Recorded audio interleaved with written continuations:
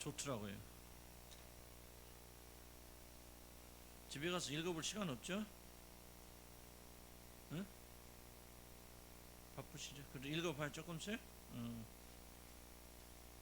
책은 몇 번 읽어야 그게 좀 이해가 되어지고 또 나도 그렇더라고요. 에, 비판에 대한 그런 감사 좀 저는 약간 했지만 또 다시 한번 그렇게 해나가고 조금 더 보충하고 그 다음에가 이제 불이함의 도전. 약간 좀 다르긴 했죠. 약간 언급도 하고.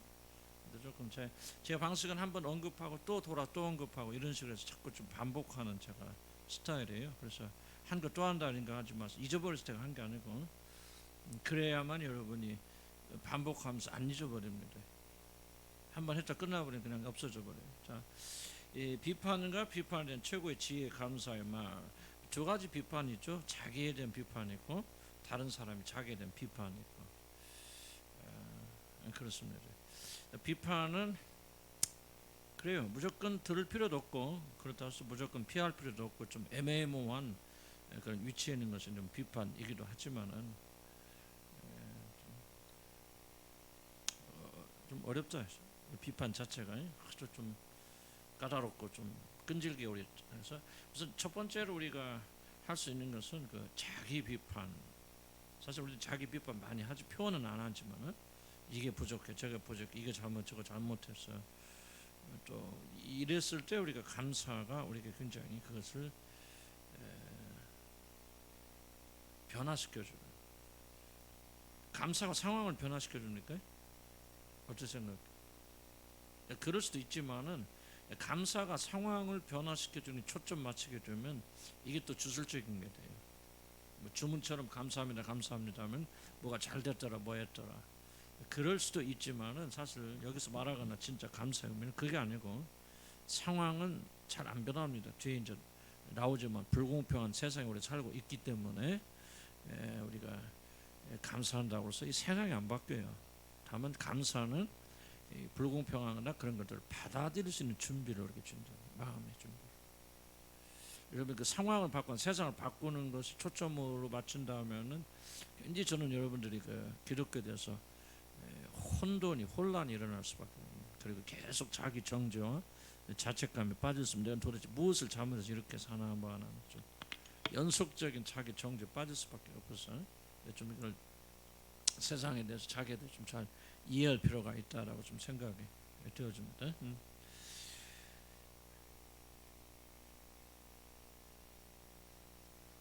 153페이지 볼까요?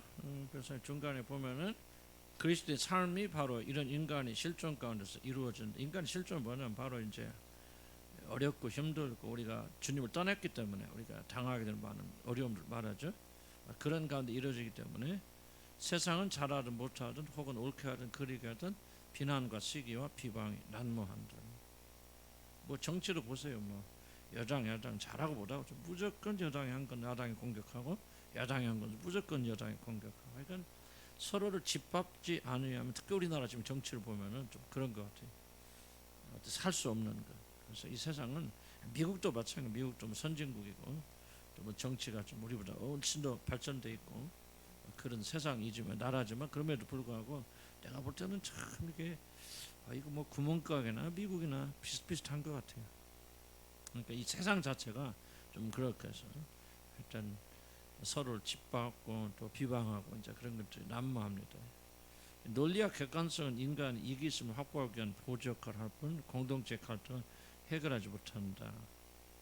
법이 존재로 지난번에 말씀드렸지만은 갈등과 충돌로 갈 수밖에 누가 옳으냐 하는 것 승자만이 살아남는 세상 속에서는 반드시 이런 것이 나오게 되어 있고 또 이런 데 오래 살다 보니까 우리를 또 그렇게 되어지는데 뭐가 옳고 그름은 결국은 승자와 패자도 없는 그런 것들 따지려고 하지 말고 들으려면 들으시고 그렇지 않으면 거절하시고 그런 좀 쪽으로 나가야 되는 필요한 것 같아요. 그래서 갈등을 해결하는 것은 지난주 강조했지만 사랑, 양보, 희생, 포용이다. 법이 아니다고 하는데 이것에 대한 어떤 토를 타서 안 되고. 인간의 이성과 합리성에 근거한 비판은 아무리 옳게 보이고 의도가 순수해도 결국 갈등을 해결하는 기제가 되지 못한다. 그러니까 누구 내가 비판한다. 비판의 목적이 뭐냐면 사람 바로잡기 위해서 그런 거 아니겠어요? 바로잡고 올바르게 하기 위해서 비판하는 거죠. 뭐 비판을 왜 비판을 그건 아닐 거 아니에요? 그런데 이 비판은 결코 어디 문제를 바로잡지 못한다. 이걸 원칙을 잘 이해하세요. 그래서 자기 비판도 문제를 바로잡지 못한다. 아무리 건설적인 목적으로, 창조적 목적으로 내가 뭐 고쳐야 되겠지 그렇게 말한다 할지라도 비판 자체, 자기 정죄, 자기 비판은 결국 문제 해결에 도움 주지 않는다. 먼저 받아들여야 그 다음에 고칠 수 있다. 받아들이지 않으면은 못 고친다. 그런 얘기입니다. 인간의 이성 속에는 선악과의 저주가 숨어 있고, 뭐 지난번 앞에서 얘기했지만 아담과 이브가 이성이 자라나면서 결국은 하나님 배반하고 또 이성으로 행동하다 보니까 잘못 나가게 돼. 그런 말이죠. 눈이 밝아져 벗은 것을 알게 되었고 그 순간 스스로 잘못됐던 수치심과 죄책감 느꼈다. 그래서 이성, 여기서 말하는 이성은 뭐냐면은 이게 어떤 면에서 좀 타락된 이성이겠죠. 옳고 그름을 말하는 것은 아니고 옳고 그름을 말하지만 항상 비판되고 왜곡된 자세로 말하는 거예요. 그러니까 옳고 그름을 판단하는 건 잘못된 거 아니죠. 그러나 선악과를 따먹기 전에 인간이 옳고 그름을 판단하는 데는 어떤 그 죄가 들어가 있지 않고 깨끗하고 또 옳고 그름 판단하는 과정에서 다른 사람을 정죄하지 않죠. 그런데 이제 뭐라고 설명할까? 이제 우리가 죄를 지어서 그 죄의 영향이 우리 안에 있을 때 다른 사람 비판하기 위해서는 옳고 그름을 원해서 비판하는 사람 아무도 없어요. 정죄하기 위해서 비판하죠. 이게 이제 타락된 이후에 일어난 현상들이거든요. 너 잘했다 못했다는 건 네가 잘못해서 그러므로 더 나쁜 사람의 어떤 정죄하기 위해서 우리가 판단하는 것이지 사실은 옳고 그름을 구분해서 옳게 가자고 하는 그런 의미로 할 수도 있겠지만 거의 대부분은 불가능하다. 그렇게 생각이 돼요. 그러니까 벗은 것을 알게 되는 건 이성이죠. 내가 벗었네. 깨달음 아닙니까? 근데 깨닫고 나서 뭐요? 죄가 들어오기 전에는 깨달았지만은 뭐 했어요? 벗었다는 것을 인해서 부끄러워하지 않았는데 이성이 죄에 오염되어지니까 정죄하는 쪽으로 이성이 움직이죠. 너 왜 벗었어? 벗었네? 부끄럽네? 나 벗었구나? 부끄러운 존재구나? 하고 뭐가 된다는 거예요? 판단이 정죄가 되어진다. 무슨 말 이해하시죠? 그래서 우리가 죄의 영향을 가지고 있는 우리들은 어떤 의미에서 그런 비판과 판단도 하나님 주신 것 외에는 또 옳다 그렇다는 것도 우리가 조금 유보할 필요가 있는 조금 어려운 얘기예요. 어려운 얘기고 어떻게 이렇게 비판하지 않고 판단할 수 있습니까? 굉장히 좀 어려운 그런 이야기지만은 조금 좀 그런 죄의 영향력이 그런 게 있구나. 그리고 비판과 판단과 정죄는 결국 문제 해결이 되지 않는다. 심지어 나를 향해서도 여러분 발전하려면 뭐를 멈춰야 되냐? 자기에 대한 비판과 판단과 정죄를 멈춰야 된다. 물론 옳고 그런 판단해주면 죄의 영향은 뭐예요? 비판하죠. 내가 그 잘못된 걸 했구나. 그러니까 정죄하죠. 그런 죽어야 돼. 나 같은 사람 없어져야 돼. 부끄러워. 정죄잖아요. 판단이 비판으로 가고 비판이 정죄로 가고. 그런 것을 우리 스스로에 대해서도 멈추지 않으면 우리 발전할 수 없다. 그런 얘기입니다. 그래서 비판과 정죄 메아리를 비판에 하는 감사로 바꿔야 됩니다. 비판에 대해 감사 표현을 하는 것입니다. 감사는 정죄받지 않습니다. 다시 말해 비판을 참조합니다. 누가 우리를 비판하게 될 때 감사함으로 물론 이건 좀 뭐 아무거나 이렇게 해도 무엇을 이렇게 해야 되는 것은 아닐 것 같아요. 선생님께서 인도해 주시고 뭐 계속해서 우리를 비판만 하는 사람에게 뭐 비판해서 감사합니다. 그거는 또 말도 안 되는 소리고 그러나 좀 정당한 비판, 좀 정당한 판단 이런 것들은 우리가 좀 받아들일 그런 필요가 있지 않겠나. 받아들일 필요가 있는 그런 생각이 들어요. 좀 어떻게 조금 더 나가 한번 설명할게요. 비판과 정죄 메아리를 비판에는 감사로 바꿔야 돼요. 비판에 대해 감사를 표현하는 것입니다. 감사는 정의받지 않습니다. 정죄받지 않고 다시 말해서 비판을 잠재합니다. 만약 내가 감사함으로 참여하면 어찌하여 내가 감사하는 것에 대해서 비방을 받아야 돼요. 성경에 말하죠. 이게 제사에 대해서 말하고 그런 거지만은 음식에 대해서 감사함으로 참여한다면 어찌 감사함을 하나님께 감사하는 거 말하지만은 그렇잖아요. 감정이 섞인 상대방에 대한 비난을 참여한 최고의 방법, 그 방법은 그 비난을 감사함이라도 받아내는 것이고, 유선한 대답은 분노를 쉬게 해도 라는 말씀이 있고, 최고의 유선한 대답이 바로 감사하다는 거예요. 감사 표현은 상대방의 말을 100% 수용하는 효과가 있고, 비난과 비판을 받으면 감사해야 됩니다. 쉽지 않은 얘기예요. 굉장히 어려운 얘기지만은 우리가 이런 상황이 굉장히 많이 부딪히게 되죠. 비난의 소나기 가운데 살고 있다면 오히려 감사만 받아야 됩니다. 근데 조금 더 내가 이걸 좀 복잡하게 좀 이 상황만을 이렇게 단순하게 할 수 없기 때문에 내가 저도 조금 여러분에게 설명하기가 조금 그렇게 쉽지 않은데, 첫째 중요한 질문은 누군가가 여러분을 지속적으로 불의한 일을 가지고 비판과 할 때 그때를 감사함으로 받아야 되는지, 그런 좀 질문사항이 있죠. 우리가 그렇게 계속 받아들이는 게 겸손인 건지, 그저 우리가 중단시키는 건지 뭐 하는 건지, 좀 그런, 무슨 말인가 이해는 가시죠? 누군가 변치 않는 사람 지속적으로 나의 행위에 대해서 비판하고 판단하고, 비판만을 위한 비판을 하게 될 때 그걸 감사함으로 수용하는 게 이거 옳은 건가? 난 잘 모르겠어요. 조금 이분이 말한 의도가 충분히 있긴 있지만은, 그렇다고 해서 뭐 거꾸로 뭐 비판에 대해서 싸우지는 말, 나는 적어도 그거는 이제 공론이고, 비판에 대해서는 우리가 변하지 말라. 저도 어저께 그분하고 생각이 나는데, 그분이 어떤 얘기, 나는 부정적인 얘기죠. 그래서 나는 동의했어요. 나는 그렇습니다. 근데 나는 그런 사람이고 부끄러운 사람이고, 나는 그걸 내가 인정합니다. 그리고 당신 내 부족함 지적한다서 나는 속상하거나 그러지 않습니다. 다만 이거는 인격적이 아닙니다.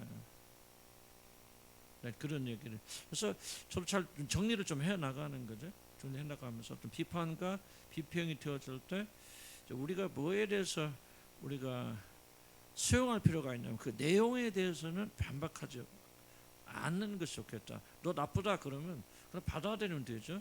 나 나쁘지 않아. 여기서 싸움이 일어나거든요. 무슨 말 가시죠? 나 부족한 사람입니다. 부족한 사람. 그러나 이거는 옳지 않습니다. 그리고 나는 당신에게 당신 초청해서 나를 비판하도록 내가 초청하지 않았기 때문에 당신은 삼가 주셨으면 좋겠습니다 하는 얘기는 뭐 필요한 거 아닌가? 그렇지 않고 계속 뭐 내가 죽이려니 왜? 아니, 왜냐면 자기도 자기 정죄를 아는데 누가 정죄하게 합니까? 나는 그건 조금 잘못됐다 생각이 돼요. 다만 그 내용에 대해서 비판하는 사람과 다투다가 문제 일어나잖아요. 너는 나쁘다, 근데 나는 좋다. 넌 틀렸다, 나는 안 틀렸어. 왜 틀렸어? 왜 맞아? 이 싸우자는 얘기거든. 나는 거기는 안 말려 들어간다. 다만 내 마음 중심 속에서도 그 사람이 어떤 말을 하든 나는 부족한 사람의 사실을 나는 인정할 수밖에 없잖아요. 나는 내가 그렇게 생각하고 있기 때문에 그 부분은 싸울 필요가 없고, 감사합니다. 또는 하나님 앞에서 그를 비판을 듣게 해서 감사합니다라고 감사를 해버리면 그 비판은 잠재워지는데, 무조건 여러분 비판하는 사람에게 뭐 영어로 도메트라고 하는데 우리 한국말로 뭐라고 설명해? 매일 그냥 얻어 터진 사람 뭐라고 하지? 나 때리세요, 그런 사람 뭐라고? 한국말 없나요? 맨날 자기가 모든 걸 당하면서 내가 죽이려면 뭐하고 막 다 뒤집어 쓰는 사람, 그런 거 뭐 한국말 없나요? 생각 안 나? 점심때인 거 뭐 하는 거? 나도 생각이 안 나네. 뭔가 한 이전에 그 영어는 도메트로 들어올 때마다 다 바꿔 지나가잖아. 도메트라는 것은 출입구에 놓은 그거 뭡니까? 그 발판이라고 생각해. 아무나 와서 뒤지고, 나는 그거는 그렇게 하는 것은 겸손이라고 나는 그렇게 생각하지 않아요. 자기는 지키되, 합법적으로 지키되, 뭐에 대해서는, 비난의 내용에 대해서는 다투지 말라는 얘기죠. 나는 이게 좀 못하고 생각. 왜냐하면 비난의 내용에 대해서 다투기 시작하면 반드시 싸움이 일어납니다. 그래서 우리는 뭐가 필요하냐? 맞습니다, 그렇습니다. 나는 부족한 사람이고, 나는 지금도 그렇게 생각해. 난 진심으로 나는 하나님의 은혜로 사는 사람입니다. 당신 한 말이 하나 틀린 거 없습니다. 다만 나는 당신이 이렇게 나의 허락 없이 하는 것은 인격이 아니기 때문에 나는 허락지 않습니다 라고 하는 어떤 그런 좀 내가 좀 여러분 도움이 될 것 같아서 한 예를 지금 어저께 일어난 일이니까 좀 여러분 도움을 드리는, 무슨 말 이해가죠?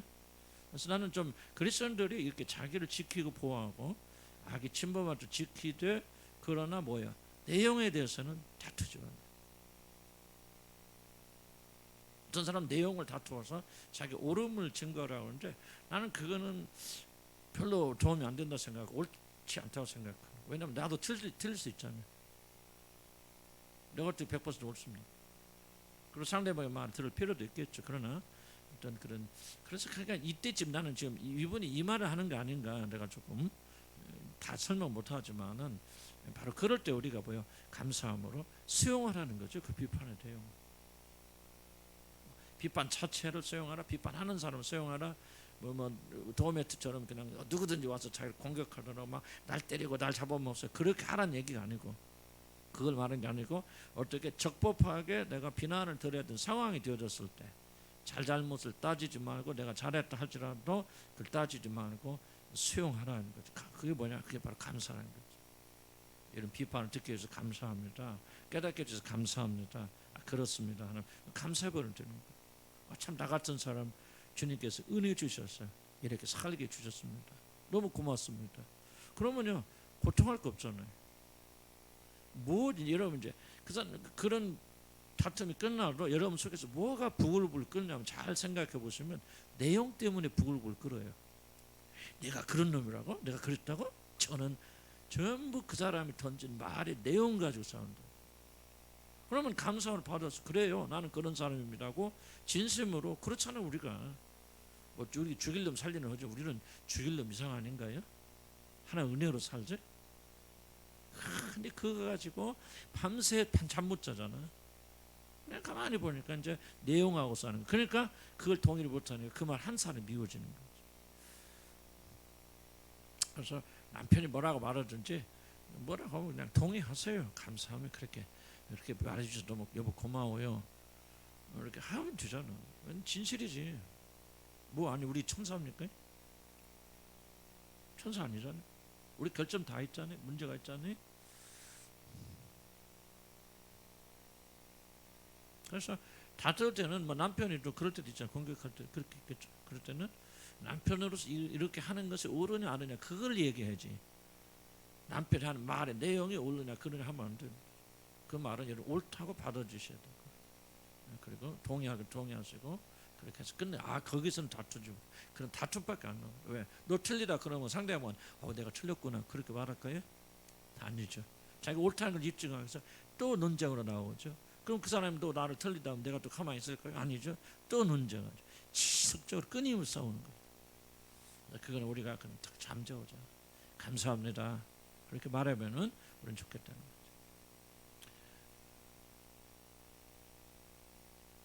자, 그러면 어떻게 해야 될까? 여러분을 비난하는 사람이 있을 때, 비난하는 사람이 있을 거나. 그래서 아까 좀 구분했습니다. 비난도 들을 필요가 있고, 들을 사람이 있고, 듣지 말아야 될 사람이 있다. 그러나 들을 경우가 있고, 들어야 되는 경우라면 비판을 받는 거 쉬워요, 어려워요? 어렵죠. 가장 하면 인간이 어려운 게, 나도 제일 어려운 게 비판받는 거. 이거는 뭐 예의 없어요. 내가 널 잘못했다 비판하면 나만 그런 것이 아니고 뭐 내가 볼 때는 모든 인간들은 비판받는 걸 가장 두려워하고 가장 무서워하는 것 같아요. 그럼 어떻게 우리가 그걸 이겨나갈 수 있겠는가? 한 세 가지를 기억할 수 있어요. 좀 적으시 봐요. 이건 책이 없는 얘기니까. 첫째는 비판받을 때 첫째 깨달아야 된다. 깨달아야 된다. 무엇을 깨달으냐? 하나님께서 이런 상황을 허락하신 이유와 목적이 있을 것이다. 깨닫잖아. 하나님께서 어째서 이런 거? 왜 이런 일을 합니까? 그래서 성령 긴급하게 성령의 음성을 좀 들어야 돼요. 여러 가지 있었겠죠. 비판의 내용을 받아들여야 될 것인지, 비판 자체를 듣지 말아야 될 것이 뭐일 건지, 난 그때마다 성령께서 우리에게 인도해 주실 것이다. 다만 첫째는 비판받는 것이 꼭 나쁜 것은 아니다. 우리를 겸손하게 만들고 우리가 잘못된 것을 보게만 쓰고, 그리고 뭔가 이 일을 통해서 하나님께서 내게 말씀하신 게 있다라고 깨달아야 되겠다. 첫째. 이 말하자면 비판도 하나님의 선한 목적이 있다는 걸 깨닫지 못하면은 우리 비판을 수용하기 굉장히 어렵다는 겁니다. 잘못됐다 인정하기 좀 어렵습니다.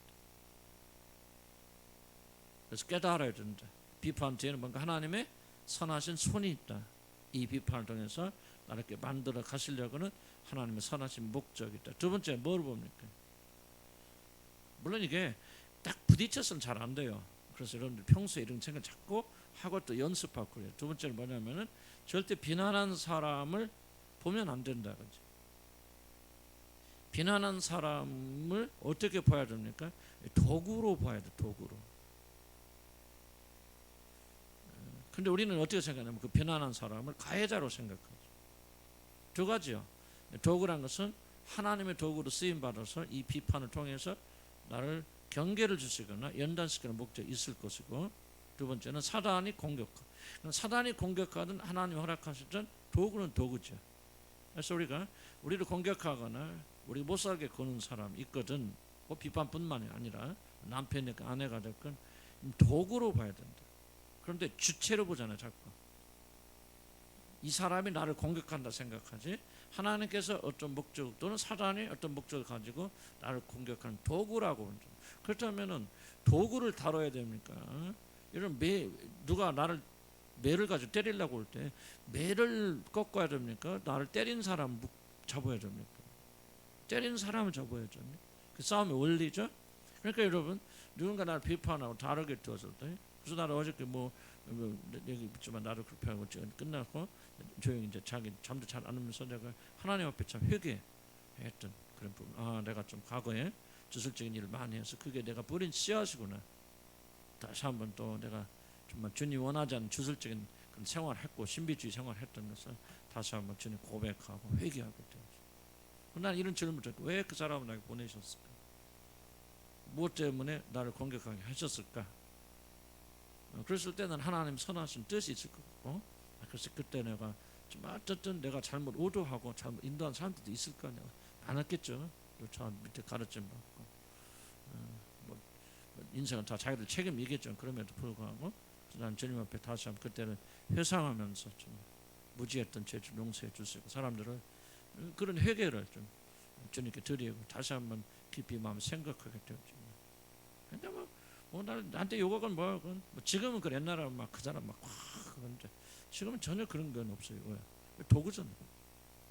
그럼 뭐가 있어? 하나님 보내셨다면 그때를 다시 한번 기억나게 하시고 나의 잘못을 다시 한번 더 회개케 하시고 다시 한번 더 추스렸던 끈을 더 끊게 하시고 또 그런 목적이 있을 것이다. 사단이 보냈다면 이 어려운 세계 내 마음 다 잃어버리고 그냥 완전히 씩씩거려서 오늘 이런 말 흥분된 상태 이럴 수도 있잖아요. 이해하시죠? 그러니까 뭐를 보니까 하나님 뭔가 목적에서 보내셨구나. 그래서 저는 어떻게 생각하냐면 주님, 내가 이 잘못된 과거에 그 주술 행했고 또 제가 잘못 가르쳤고 그 사람들한테 어쨌든 학생이었으니까 그래서 내 책임을 네 책임 떠나가지고 어떤 게 좋지 못한 것을 배웠을 거 아니에요. 주술적인 것을 다시 한번 주니까 회개하고 그런 기회를 삼고 평안하죠. 평안하고 그 사람 미운 것도 이쁠 것도 없고 먹을 것도 없고. 세 번째 봅시다. 뭐를 기억하냐? 감사는 습관이라는 걸 기억해요. 감사는 습관. 꼭 잘 적었어요. 감사보다 습관입니다. 무슨 말이? 습관은 하고 싶은 마음이 없을 때도 나오는 게 습관입니다. 습관은 어려울 것도 없어요. 해야 되겠다 의도한 것도 아닌데 자연적으로 나오는 게 습관이에요. 그러면 감사 습관이라는 게 뭡니까? 이렇게 불평과 비판받을 때 감사의 습관을 계속 들여왔던 사람은 비판받을 때도 감사할 수 있다. 평소에 감사하지 않았던 사람은 절대 평소에는 감사 우리가 할지 흉내내지만 어려운 일이 부딪히게 될 때는 결코 우리가 감사할 수 없게 돼요. 감사 습관이에요. 그래서 평소에 우리가 자꾸 감사하는 기도를 훈련하고 감사하는 말을 하고 감사하는 생각을 하고 자꾸 이 버릇 위기는 기회다 하니까 위기가 탁 오니까 내가 뭐냐면 이제 내가 드는 거예요. 이 위기는 기회다. 처음엔 두려움 몰려오죠. 이거 어떻게 했나? 이러다 교회 문 닫으면 어떡하지? 내가 잘못 결정했니? 두려움 오지만 점점 내 생각을 지배하는 게 뭐죠? 습관에 따라서 위기는 기회다. 하나님의 역사 일어났다. 그리고 어떤 긍정적인 마음 생깁니다. 우리 교인들이 틀림없이 과거를 생각해보니까 얼마나 어려운 것을 많이 겪고 와서 오늘 틀림없이 코로나를 통해서 더욱더 그 다음 단계 진전해 나간다. 우리가 코로나 몇 달 겪었지만 얼마나 많은 사람들이 지금 교회 와서 기도하는지 모릅니다. 거의 한 7, 80%는 믿음이 오히려 더 성장하고 더 매달리잖아, 더 간절해잖아. 근데 뭐 이제 정부에서 3단계로 올렸다. 우리도 믿음을 3단계로 올리기자. 될 것이다. 우리 주님 향한 교인들. 왜? 주님 사랑하니까 다 올라가잖아. 그러니까 뭐야? 위기가 아니고 기회란 말이죠. 아멘. 자, 이게 뭐야? 습관. 굉장히 습관을 가는. 나는 굉장히 안 좋은 습관들을 많이 가지고 살았기 때문에 나는 그렇게 생각해. 내 인생이 실패한 게 있다면 뭘까? 난 습관이 잘못 들었다. 그런 생각이 들어요. 아침에 일찍 일어나면 제가 이제 요즘 좀 이게 때문에 늦게 자고 통증 때문에 잘 못 자고 그러는데, 그 좋으면 한 5시나 4시에 일어나면요, 아유 하루가 그렇게 길어요, 그죠? 4시 일어나면요 그냥 할 거 다 끝났는데도 12시야. 그런데 늦게 일어나고 늦게 하면요 일 시작하려고 하는데 12시야. 그래서 희한하더라고요. 그래서 아침이 그게 중요한데 나는 이 버릇이 일생 버릇이 늦게 자고 늦게 일어나는 습관이 있어요. 참 이게 고치려니까 참 이게 안 돼. 그래서 이 참 습관이 난 절대 중요하다. 마틴 로이 존스 목사님이 말한 게 가장 중요한 게 뭐냐? 사람들이 왜 무엇 때문에 파괴적 삶을 사냐? 영적이 뭐고 다 딱 하나 말해. 그분 말은 습관을 말해요. 마틴 로이 존스 목사님. 습관이 사람을 승리에 이끌고 습관이 사람을 멸망에 이끌고. 물론 이제 그 밑에 영적 기록이 그때 다 갖춰져 있겠죠. 불평하는 습관을 가진 사람은요 지속적으로 불평합니다. 왜 그 사람 불평합니까? 꼭 마음이 악해서 그런 거 아니에요. 다른 사람 악해서 그런 게 아닌데 이놈은 습관이 입만 이런 불평하겠죠. 그런데 해 나가면은 바꿔. 이 뒤편에 나옵니다만은 몇 가지 방법에 들어가면 어떤 분은 21일 동안 계속 바꿔서 하면 21일만 바뀌어진대요. 또 다른 거 몇 가지 이야기 하더라고요. 몇 가지 몇만 번 하면 또 바꿔진다.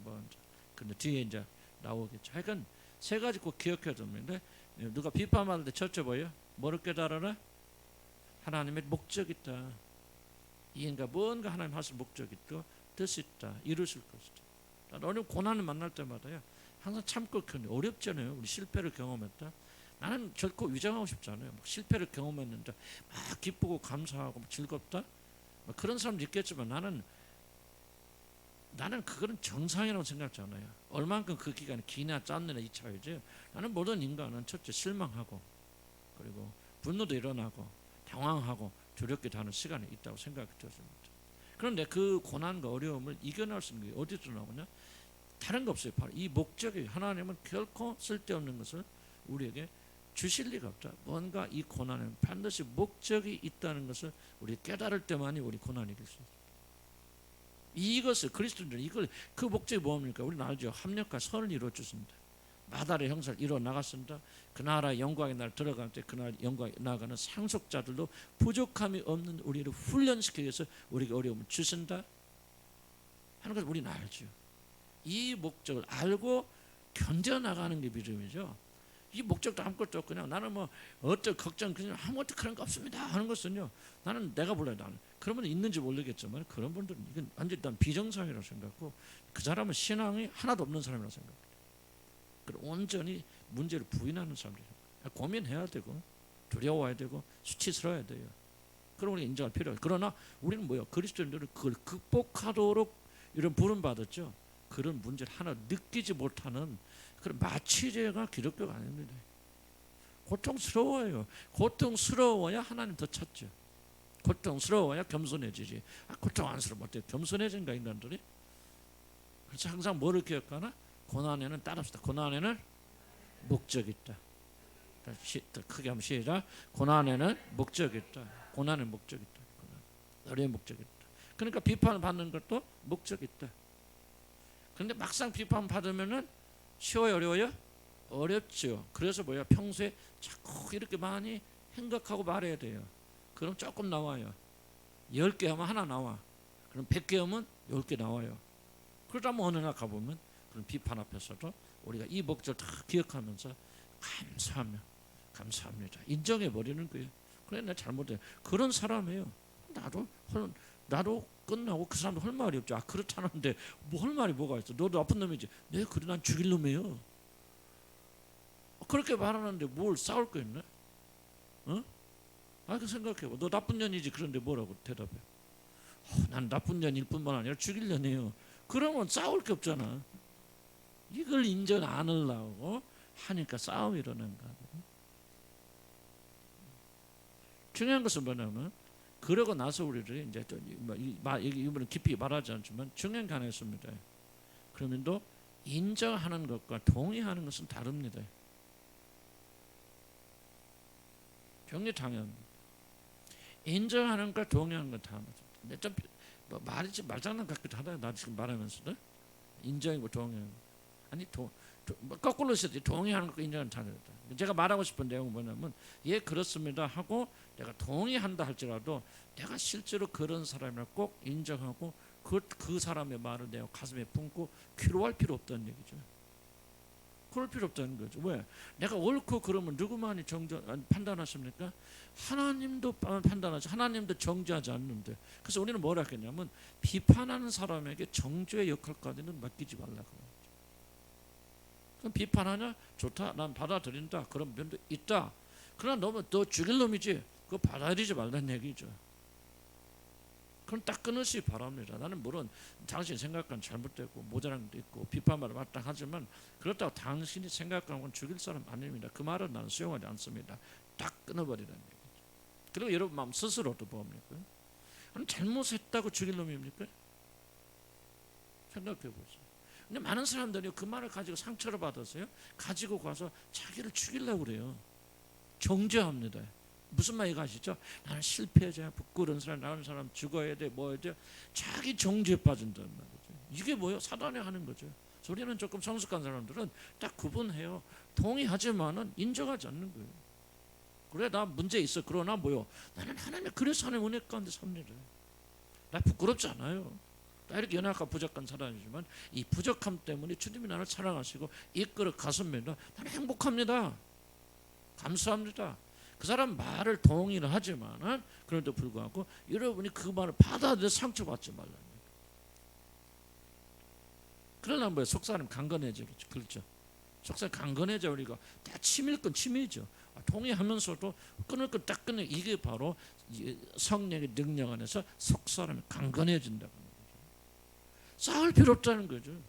너 아니야, 너 아닌데 상대방이 나로 하여금 의롭다고 인정하게 할 필요가 없다는 거죠. 내가 의롭다 인정받는 건 하나님이 의롭다 인정이듯이 그 사람이 나를 의롭다 인정해도 의로운 게 아니잖아요. 그러니까 그 사람 나를 불의한 자를 정죄하게 하세요. 그럼 그 사람의 몫이지. 그럼 나는 나를 정죄할 필요 없다는 거죠. 이해가세요? 잘못한 부분 있으면 함께 회개하면 되는 거 아니에요? 왜 세상이 나를 정죄하게 합니까? 근데 그리스도인들의 문제는 바로 이 정죄를 받아들인다는 거예요. 그리스도인들. 그래서 나는 막 가슴이 우울해지는 거예요. 슬퍼지는 거예요. 힘들어지는 거예요. 왜? 그 정죄를 받아먹기 때문에. 그런 거 하지 말라. 미워할 것도 없어요. 뭐 것도 없어요. 도구잖아요. 도구니까 그러나 미워할 것도 없고 마음에 푸른뿌리도 없고. 왜 미워합니까? 미워하면 우리 마음 잃어버리잖아요. 원수도 사랑하라 그랬는데. 그러니까 우리 마음을 지켜나가면서 우리가 받을 건 받아야지. 아 그래 또 하나님 잘못된 부분 있으면 회개하고 하나님과 낯서서 회개하면 되는 거니. 해결하면 되는 거. 무슨 말이 가시죠? 그렇지? 남편이 됐건 아내가 됐건 뭐 남편이 얼마나 이런 아내들을 또 공격하면 또 아내들이 얼마나 남편들을 정죄합니까? 그때 그걸 탁 받아버리면 독이 되어버리는 거죠. 우리는 하나님의 사람이지 남편을 사랑하지만 남편이 우리를 소유할 수 있습니까? 대답해 보세요. 여러분 남편 사랑하고 남편이 여러분 남편이 아내가 여러분 사랑하지만 그 사람이 남편이 아내를 아내가 남편 소유할 수 있습니까? 우리 소유자는 누구밖에 없어요? 하나님 한 분뿐이시죠. 그분이 나를 정죄하든지 그분이 나를 칭찬하든지 그분이 그게 중요한 것이지 왜 사람에게 우리가 묶이느냐. 저도 그 약해요. 그래서 우리가 자꾸 이런 말 들으면서 서로 격려하면서 힘을 내자. 비판 받아들여라. 그러나 여러분 정죄하지 말라. 하나님도 여러분 정죄하지 않는데 하나님께서 의롭다 하신 일을 누가 정죄하래요? 하나님 아니고 아니면 딱 끝나는 거죠. 이해갑니까? 이렇게 나갈 필요가 있다니. 세 가지 기억하세요. 첫째 뭐 깨닫고 두 번째 그 비난하는 사람 뭐로 보라? 도구로 보라. 절대로 비난하는 사람 미워하지 말라. 마음에 품지도 말라. 그 사람이 여러분 생명을 쥐고 있는 것이 아니다. 응? 아니다. 하나님 주고 계시다. 세 번째 뭐예요? 감사는 습관이다. 습관을 들이면 우리는 얼마든지 비판을 이겨내갈 수 있다. 그런 겁니다. 비판을 다 다시 강조하는 받아들이는 것이 다 지금 비판 이겨내는 것이 아니다. 비판을 이겨낸단 말은 비판이 가져다 주는 여러분 내적인 영향력에서부터 자유롭다는 얘기죠. 여러분 요즘 그 인터넷 많이 하니까 뭐가 막 유행해요? 댓글 다는 거 유행하잖아요. 그렇죠? 뭐가 누가 뭐 정치가 누가 했다 배우가 무슨 말했다 그러면 막 거기다 막 댓글잖아요. 이 댓글 때문에 사람들이 자살하고 난리잖아요. 댓글이 그러니까 이 댓글을 다는 사람들이 아주 파워가 강력해서요. 이 사람들은 밥도 완전 중독돼 있고요. 그 사람 막 밥만 먹으면 댓글만 달고 있어요. 하루에 몇천 개씩 달아요. 막 자기 아이디 막 바꿔가면서. 자, 문제는 뭐냐면 왜 댓글이 그렇게 영향을 주냐 그죠. 그게 뭐예요? 다른 사람이 그 사람 정죄하는 것을 딱 마음으로 받아들인다 이거죠. 그러니까 아파요 가슴이. 그러니까 수치스러워요. 막 독을 딱 던지는데 독을 받으니까 막 그 말 때문에 쿵쿵대거든요. 근데 왜 그렇게 쿵쿵대냐? 내가 발견한 비결이 뭐야? 이유가 뭐냐면 자기를 뭐랄까? 자기 잘못을 인정하지 않아서 그런 거예요. 우리는 죄인이다. 인정하면 끝나고 그거 단순하다. 도둑놈이 하는데 뭐 그렇게 속상합니까? 근데 속상하다. 난 도둑놈이 아니다. 그러니까 인정해버리는 거예요. 나 부족하다. 아까도 얘기했지만 너 뭐라 좀 그랬나? 나쁜 년이고 미친 년이야. 그러면 딱 받아들이면 되는 거 아니에요? 받아들이고 뭐야? 정죄는 하나님 거니까 정죄하지 않고 받아들이면 되잖아요. 그걸 안 하려니까 싸우고 다투는 거 아니에요? 좀 무슨 말 이해하시죠? 이해가요? 그거 안 가요? 가면은 약간 잘 기억하면 이게 이제 잡으세요. 이걸 적용해야 돼. 이걸 잘 가지고 그리고 믿음이 뭐냐 이런 말씀 붙잡고 이렇게 담대하게 살아가는 거야. 또 누가 정죄하면 또 그냥 비판하면 또 거기서 막 벗어나기 위해서 몇 달 고생하지 마시고요. 영역은 다른 거 아닙니다. 빨리 벗어나는 사람. 충격이 없단 말은 거짓말이에요. 충격 뭐다 때리면 있죠. 그런데 그걸 얼마나 빨리 벗어나느냐 그것이 영적인 힘이다. 우리를 판단하시는 분은 누구밖에 없다. 그 사도바울이 뭐라고 합니까? 유명한 말이죠. 나도 뭘 하지 않노라? 나도 뭐를 판단하지 않노라? 사도바울 유명한 말이잖아요. 나도 뭐를 판단하지 않노라? 나도 나 자신을 판단하지 않노라. 이거 얼마나 자유스러운 말입니까? 할렐루야. 할렐루야. 오늘 자유스럽게 살아야 돼. 음.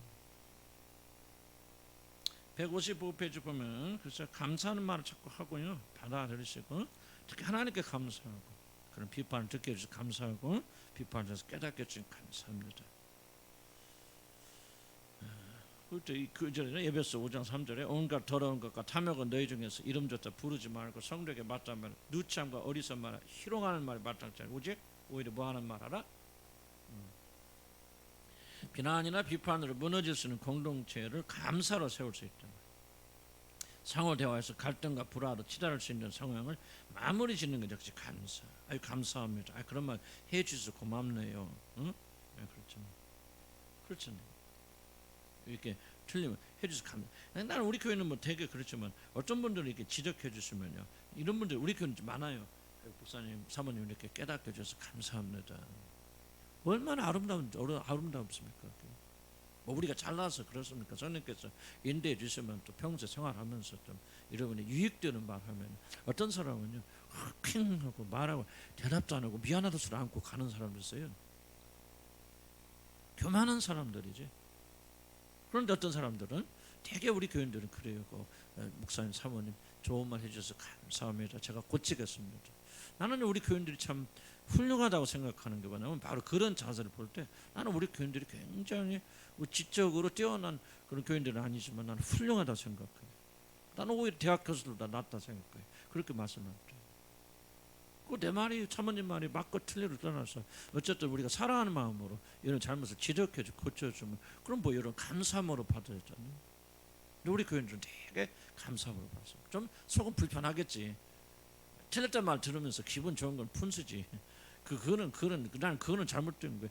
불편한 마음이 있는 건 정상입니다. 그런데 어떤 사람들은 그걸 감사로 표현하는 사람들. 그런데 나중에 보니까 감사로 표현하는 사람들은 그걸 고칩니다. 그리고 발전해 나가요. 그런데 감사를 하지 않는 사람 안 고칩니다. 쩡하는 거죠. 뭐 네가 목사고 사는데 뭐 네가 뭐는 말은 그렇게 안 하지만 그런 내 마음이 있거든. 그러니까 안 고쳐져. 그래서 교회 안에서 또 평신도끼리도 마찬가지. 서로끼리도 누가 지적 당하는 거 기분 안 좋습니다. 그렇지만 아이 자매 좀 이것 좀 안 해줬으면 좋겠어. 그랬을 때 감사합니다. 그렇게 그래도 아까 참 몰랐는데 자매가 그러면 안 했으면 내가 또 이런지 헐 뻔 알았네. 고마워. 나는 여러분까지 그런 분 있어요. 제가 들어봐서 참 훌륭한 인격들이고요. 그런 분들이 좀 많아졌으면 좋겠다. 무슨 말이 가시죠? 그냥 미워서 그런 거 아니에요. 미워서 그런 거 아니고 또 미워서 한지라도 아까 그 사람보다 하나님이 보내시는 뭐다? 도구다. 그러니까 도구요. 도구 막 너무 미워하지 마세요. 미워하지 마시고 받으시면은 여러분 영혼에 굉장한 유익함이 있을 것이다. 이게 바로 여러분 인격의 영성입니다. 무슨 말해도요. 핑하고 가는 사람들 있어요. 여러분 만진 분들 가운데 그런 분들 계세요. 참 가슴이 아파. 왜? 알거든 그 사람은 평생 저렇게 살아야 돼. 저주가 아니라요. 참 그 앞길 보면서 뭐 앞에서 네네네 하지만은 그 뭐가 잘못됐다 얘기하면 그냥 풍 합니다. 태도 말잖아요. 삐쳤더니 뭐도 가요. 나는 안타까운 게 그래요. 그런 사람들은 계속 그렇게 살게 돼요. 이게 안타까운 거. 여러분들 이 목회자 심리를 오해하면 안 돼요. 내가 그렇게 하면 기분 나쁘다? 기분 좋을 리는 없지만 나 그거 별로 신경 안 씁니다. 여러분 내 말 믿으셔야 돼. 진짜 목회자 심리가 뭐냐면 안타까운 거예요. 저 사람은 저렇게 살 수밖에 없구나. 그러면 참 10년 20년 뒤에 여러분 삶이 보이잖아요. 감사함으로 받고요. 감사함으로 받고 고치시는 분들은요. 그리스도 안에서 쭉쭉 자라. 우리 교회도 그런 분들 계신데 참 나는 훌륭한 분들이다. 그렇게 생각이 되고 그런 자세를 가지고 나가면요. 여러분이 행복하는 거예요. 여러분 행복하고 여러분 축복받는 것이고 여러분의 삶이 풍성해지는 거예요. 아멘. 아멘. 감사 너무 좋아요. 그래서 이 모든 그 불화를 막았으니 감사다. 타락과 인간성 봅시다. 무엇이 타락과 인간 감사의 상실입니다. 타락의 본질은 감사의 상실입니다. 자 보세요. 내가 감사한 사람인 것은 여러분 누구 선물 주고 뭐고 이게 감사 표현 아닙니다. 아까 금방 얘기했대로 여러분 비판받을 때 어떤 자세를 가지느냐가 여러분 진짜 누군가 나타납니다. 이거 잘 기억하세요. 선물은 애매한 겁니다. 나 그래서 우리 교회 선물하는 거 별로 안 좋아합니다. 나는 선물을 알기 때문에 선물이 무엇인지 애매모호해요. 근데 진짜 여러분이 진짜 감사하는 사람 뭐야? 비판받는 사람, 비판하는 사람이 감사할 줄 알면 난 여러분의 인격이 굉장히 성장한 거고 여러분의 영성도 굉장히 성장한 겁니다. 그렇게 합시다. 에? 남편이 비판하는 것도 나 저랑 비판해서 고치면 내가 좋지 네가 좋습니까? 그렇죠? 이제 그렇게 좀 비판 받을 때는 성질부터 나니까 솔직히 우리끼리만 하는 얘기지만 그래도 하나님은 우리 연약함 아십니다. 아시고 노력할 때 주님께서 도와주신다 안 도와주신다? 도와주신다. 자, 하나님 형상 닮은 사람은 창조는 우리 마음의 바탕 감사고 성경은 타락과 인간을 묘사하면서 하나님 한 감사의 고백이 없는 사람을 타락이라 말합니다. 그 다음에 로마서 1절 하나님 알되 하나님 영화롭게도 아니하고 참 뭐하지도 아니하고 감사하지도 아니하고 하나님이 자기를 창조하신 걸 감사하지 않아. 그 감사하지 않으니까 그 마음이 허망하게 되죠. 그래서 미련한 마음이 어두워지고 이끌려서 우상 숭배하고 죄짓고 멸망받게 되잖아요. 자, 타락으로 말미암아 감사가 사라진 것이고 감사의 상실은 현대인의 왜곡된 인간성을 이해하는 열쇠가 되어집니다. 자, 이 시대의 문제가 뭐냐? 감사 없음이에요. 전문의들이요 진짜 감사 없습니다. 차 양보해주도 감사하는 거 없고 뭐도 정말 내가 인사하는 아이들 나 우리 여기 와서 깜짝 의정부 왔어요. 엘리베이터 올고 내려가지만 그 몇십 층에서 인사하는 딱 하나요. 어디 십몇 층 그 고등학생이 걔는 이렇게 꼭 인사해요. 인사하는 사람 없어요. 아는 체 없어요. 전주 가면요 다 인사합니다. 전주하고 완전 틀린 도시다. 의정부 까는 게 아니고 나도 의정부 시민이니까요. 약간 좀 그렇더라고요. 그러니까 젊은 세대가 그래. 기대하지 말아야 돼. 근데 어쨌든 현대인의 특징이 뭐냐? 감사의 상실이고 그리스도인들은 이렇게 살아면 안 된다는 얘기지. 우리들은 저 감사 입만 열면 감사합니다. 감사합니다. 남편에도 감사합니다. 감사합니다. 아내에도 감사합니다. 남편에도 감사합니다. 수고했습니다. 이빨은 말같이 들릴 수도 할 수 있지만 그걸 해야 된다. 현대 근본 문제 뭐냐? 감사를 모른다는 거고 그게 우상숭 바이지죠.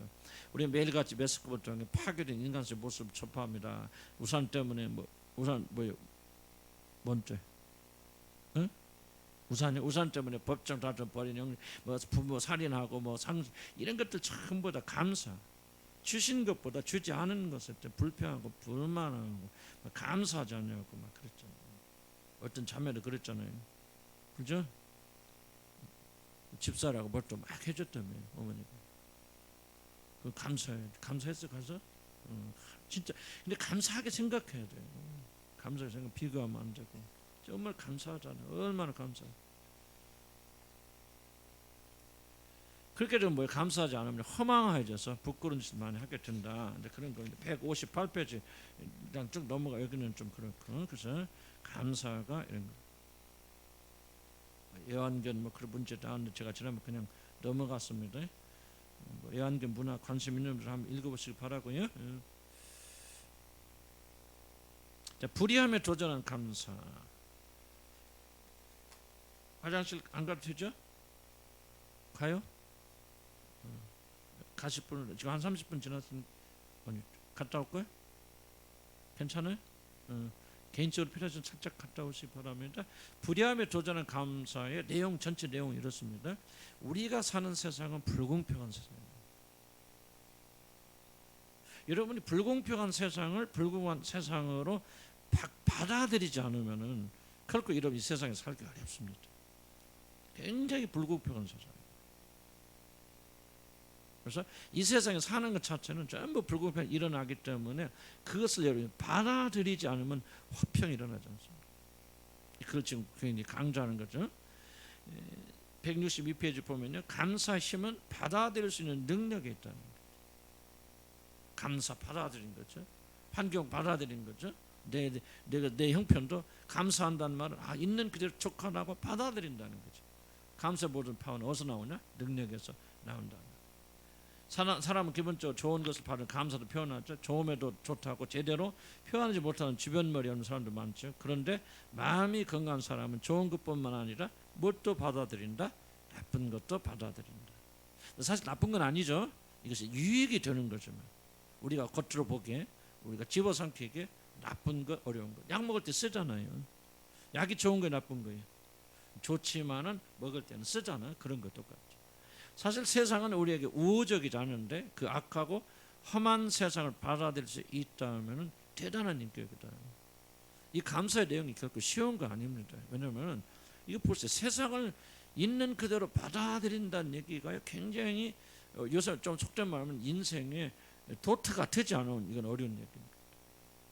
아마 우리 사람으로서 가장 어려운 게 뭐냐면 지금 뭐예요? 우리나라 사람들 계속 싸우는 게 불공평에 대한 문제가 싸우잖아요. 금수저, 흑수저 다 뭔 얘기야? 세상 공평하지 않다는 얘기죠. 왜 조국이 같은 문제에 대해서 그렇게 흥분합니까 사람들이?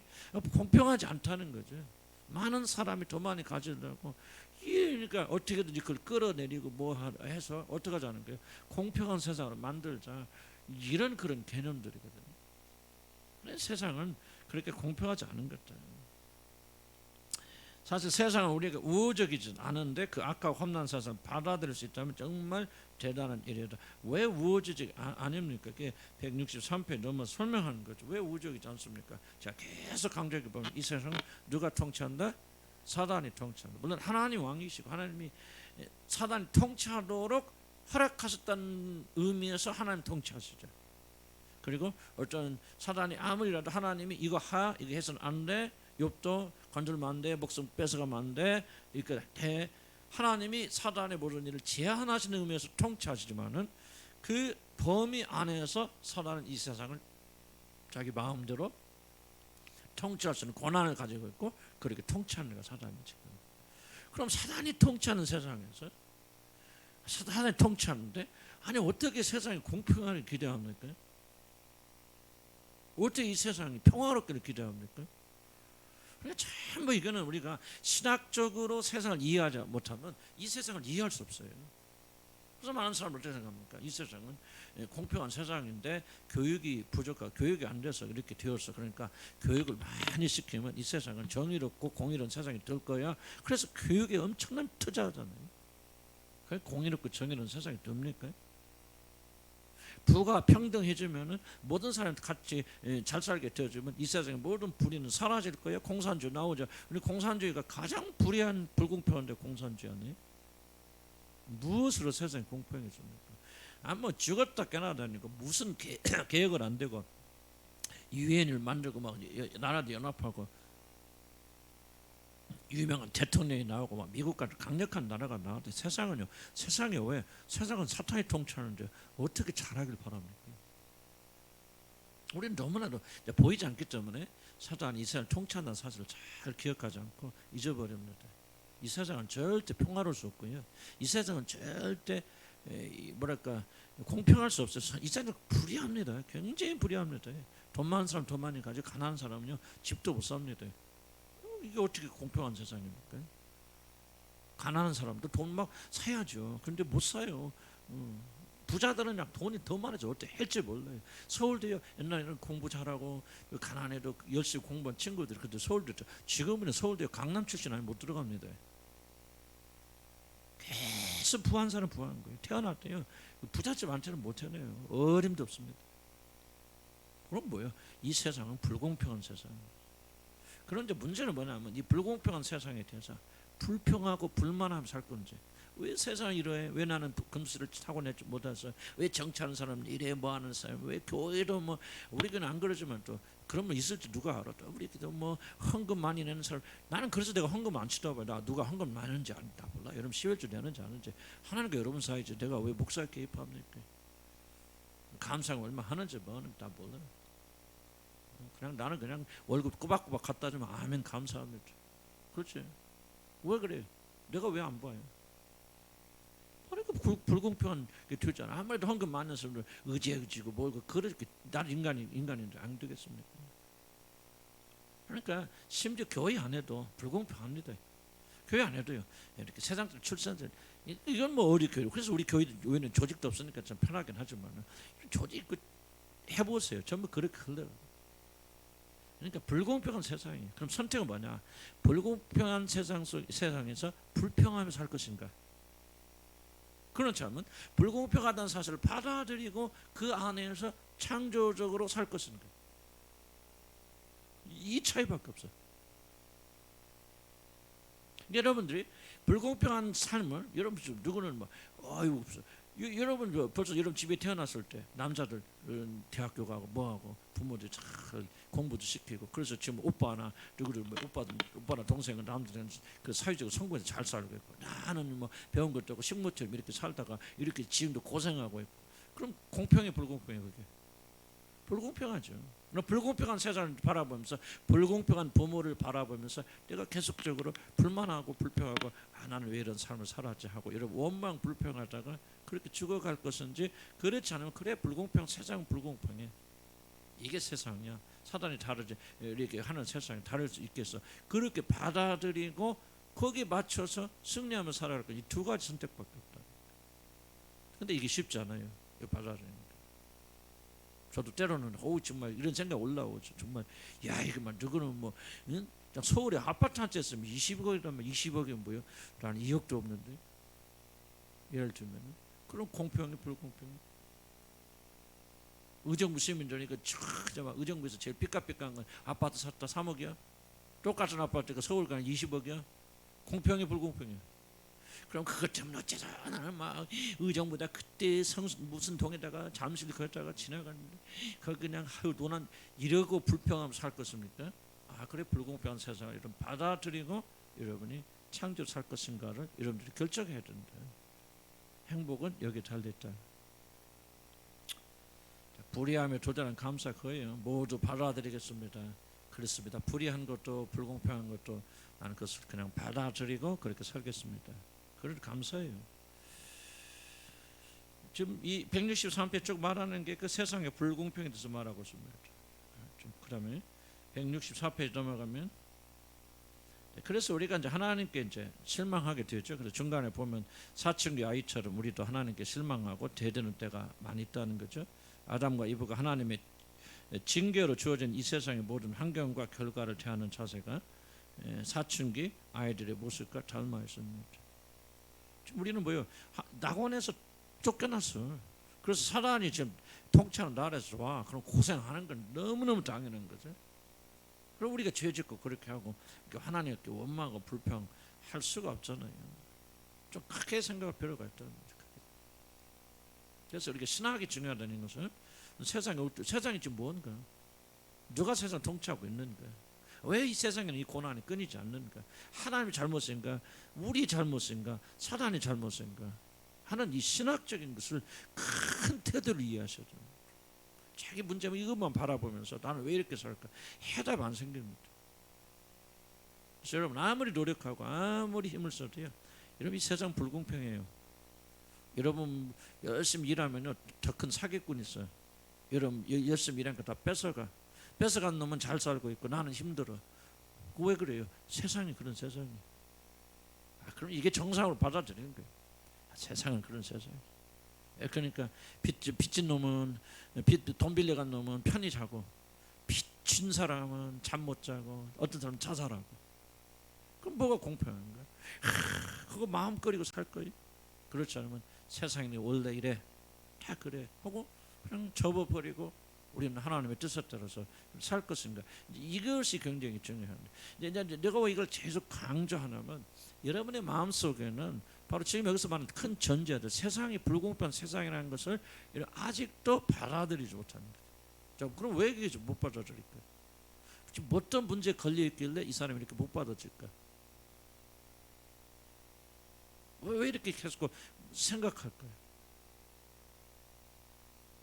그게 바로 이제 우리가 말하는 구원의 큰 대전제죠. 하나님, 인간이 왜 범죄하고 하나님 떠났죠? 하나님 떠나도 우리가 이 지혜를 가지고 먹기만 하면, 선악과 보고 지혜가 생기면 우리도 하나님처럼 잘 살 수 있다고 하십니다. 그럼 우리 안에는 뭐가, 죄인들 안에는 어떤 강력한 믿음이 있을 거예요? 그러니까 하나님은 지금 우리가 잘 살고 있어, 괜찮아, 지금 어렵지만 조금 더 노력하면 하나님 없어도 우리 잘 살 수 있다라고 하는 이 강력한 믿음이 모든 죄 안에 다 담겨져 있다. 어렵게 생각하지 말고, 시집간 딸이 다 반대, 너 그 남자 만나 결혼하면 너 쪽박 찬다, 너 망한다, 가지마, 막 그렇게 말려도 아니야, 나는 이 남자가만 하서 결혼해서 간 사람이 뭐합니까? 시집가서 고생하는데 신천지 와서 엄마 나 그때 잘못 결혼해서 뭐 이렇게 살아, 그렇게 해야 안 해요? 안 합니다. 어떻게 사냐? 잘 살아요 하고 뭐 이렇게 해야죠. 응? 우리 남편 얼마나 사랑해 주는지 말이지, 나는 너무너무 행복해요. 막 속은 썩어 들어가도 되게 그렇게 말하죠. 왜? 자기가 잘못된 결정 내렸다는 것을 인정하기 어려운 거예요. 많은 인간들이 여러분 잘 일해, 신학적으로 사고하지 않으면 여러분 문제가 어떤 문제 알지 못합니다. 여러분 마음속에 불공평하다, 세상이 불공평하다 하는 것을 받아들이는 게 그렇게 어렵냐면, 모든 인간의 마음의 중심 속에는 뭐요? 그래, 하나님 없어도 우리는 이 불공평한, 노력하면 잘 돼, 열심히 하면 잘 돼, 성공하면 잘 돼서 성공할 수 있어, 행복할 수 있어, 이 생각이 가득 차 있는 거예요. 이런 불공평한 세상이니까 우리 소망은 뭐밖에 없어요. 그렇죠. 불공평한 세상 인정해야만이 우리 모든 소망은 하나님밖에 없다. 이 세상은 정말 이거 썩고 멸망하고 나중에 심판받고 멸망당하는 거 외에는 해결책이 없어. 이 세상에는 소망이 없어. 우리가 아무리 노력해 이 세상 모든 걸 가져봐도 우리는 소망이 없어. 모든 소망 하나님 한 분뿐이야 하고 하나님께로 나가잖아요. 나가려면 뭐 해야 되냐? 지금 우리가 발 디디고 있는 것이 썩었다, 잘못됐다, 문제가 있다 인정을 해야 이리로 옮겨갈 거 아닙니까? 그런데 인정을 못 하잖아요. 그래서 여러분 뭐합니까? 어떤지 노력해서 자녀들 성공시켜서 한지가 잘 올라가면 그때 뭐야? 이 세상에 이런 그런 세상의 구조를 가지고 있기 때문에 아직도 우리가 영적으로 싸우고 다투고 있다는 얘기죠. 그래서 영적으로 성숙된 사람만이 이 세상은 불공평하다, 그리고 불공평한 세상이니까요 받아주는 거예요. 세상이 그런 거 아니에요. 뭐 문재인 때문에 많은 뭐 흥분하고 난리인데, 나는 한편은 그래요. 그러니까 문재인이 정치하면 무슨 천사, 하나님이 정치할 줄 알았습니까? 많은 사람이 왜 이렇게 착하고 사는지 몰라요? 그럼 또 거꾸로 얘기해서 뭐 박근혜가 대통령 됐으면 뭐 박근혜가 됐으니까 보수니까 뭐 이 세상이 뭐 완전히 착각 속에 사는 거죠. 누가 대통령이도 누가 무엇을 해도 세상은 불공평하고 세상은 멸망당하고 세상은 문제와 걱정과 근심이 끊어지지 않게 돼서 왜? 하나님을 떠났기 때문에. 생수의 끊어진 하나님을 버렸는데 아니 거기서 무슨 생수가 나기를 원합니까? 세상이나 세상을 사랑한 자 있는 것도 사랑한 자는 하나님 사랑이 거기 있지 않다고 그랬잖아요. 언제 끝나는가? 그래서 여러분이 뭘 이해해야 되시나? 내 영혼의 씨름이 무엇인가를 이해하셔야 돼요. 왜 여러분 자식의 성공에 매달립니까? 다른 거 없어요. 이 세상 공평해. 노력하면 돼. 노력하면 성공할 수 있어. 성공하면 나는 행복해. 그러면 하나님 없어도 나는 살 수 있을까 하는 이 구조적인 죄가 뼈저리게 있기 때문에 그런 거예요. 공평하죠. 공평하지 않으니까 뭐합니까? 은혜로 살죠. 노력한다 다 되는 거 아니에요. 뭐 애쓰고 수고한다 되는 거 아니에요. 공평하지 않습니다. 여러분 수고한 것이 다 그대로 돌아오지 않아요. 세상을 그걸 정상으로 받아들여야 돼요. 왜 그러냐 하면은 여러분 뭐요? 세상 공평하다. 내가 노력한 결과로 그대로 돌아온다라고 아직도 여러분 착각하고 있는 거예요. 안 그래요. 어떤 때는 들어오죠. 어떤 때는요. 여러분이 10 노력했는데 100개가 들어와. 그게 공평합니까 그게? 불공평하죠. 내가 이렇게 은혜를 넘치게 받았으면 누군가는 빼앗겼다는 얘기죠. 그러니까 세상은요 이리 가나 저리 가나 불공평한 세상이라 이 세상의 구조의 모습을 인정해야 돼요. 그래 뭡니까? 이제 그 나라 사모하죠. 공의롭고 정의롭고. 그럼 하늘나라 뭐 할 때 왜 성경이 계속해서 공의로운 나라 말합니까? 세상이 불공평하니까. 세상에 정의가 없으니까. 노력한 대로 안 되니까. 그래서 특히 하나님의 백성들은 빼앗기고 우리가 막 도둑질 당하기도 하고 눌리잖아요. 우리 모두는 노력과 수고의 대가 안 돌아오잖아요. 그런데 그 나라 가면 다 공평과 공의대로 온단 말이에요. 그래서 우리가 그 나라를 사랑하고 사모하게 되고 하나님께서 통치하시는 그 나라를 우리가 손꼽아 기다리는 거 아니겠습니까? 이게 굉장히 중요한 연관성이 있는 거예요. 감사는 뭐냐? 이 교량력 하나님 교량 역할을 감사는 불공평한 세상을 받아들이면서 어디다 공평한 세상 하나님의 나라에 이어지는 교량 역할을 하는 게 감사합니다. 있는데 척합니다. 나는 보장이 없습니다. 그 받아들이겠습니다. 이렇게 불공평한 거 받아들입니다. 무슨 말이야? 지금 이 세상은 죄를 짓고 하나님 떠나서 이런 엉망진창이 되었다는 사실을 나는 받아들이고 나는 더 이상 이 세상에 소망 두지 않고 공평하신 그분 사모합니다. 그 나라 가면 내 모든 수고와 이 모든 것들이 갚아지는 그 나라. 우리 땅에서 흘린 눈물 하나 주님께서 거절하지 않으시고 그때에서 뭐라고 합니까? 네가 이 땅에서 소작에 내 이름으로 물 한 그릇 대접하는 것도 결코 상을 잃지 아니하리. 무슨 말이야? 그렇게 공평한 세상이라는 거예요. 지금 이 세상에 뭡니까? 물 한 그릇 그렇게 수고한 사람 아무것도 안 들어와. 지금 지금 놀던 놈은 다 지가 다 긁어가. 지금 세상 그런 거 아니에요? 밑에서 노동자는 막 침탈 일하지만 그 사람은 대가 안 돌아가. 누가 말하니까 뭐 정치하고 지금 보세요. 정치하는 사람들 전부 다 뭐 무슨 의원자 막 김미화가 누구 코미디언 아니야? 내가 비판은 같지만 비판이다.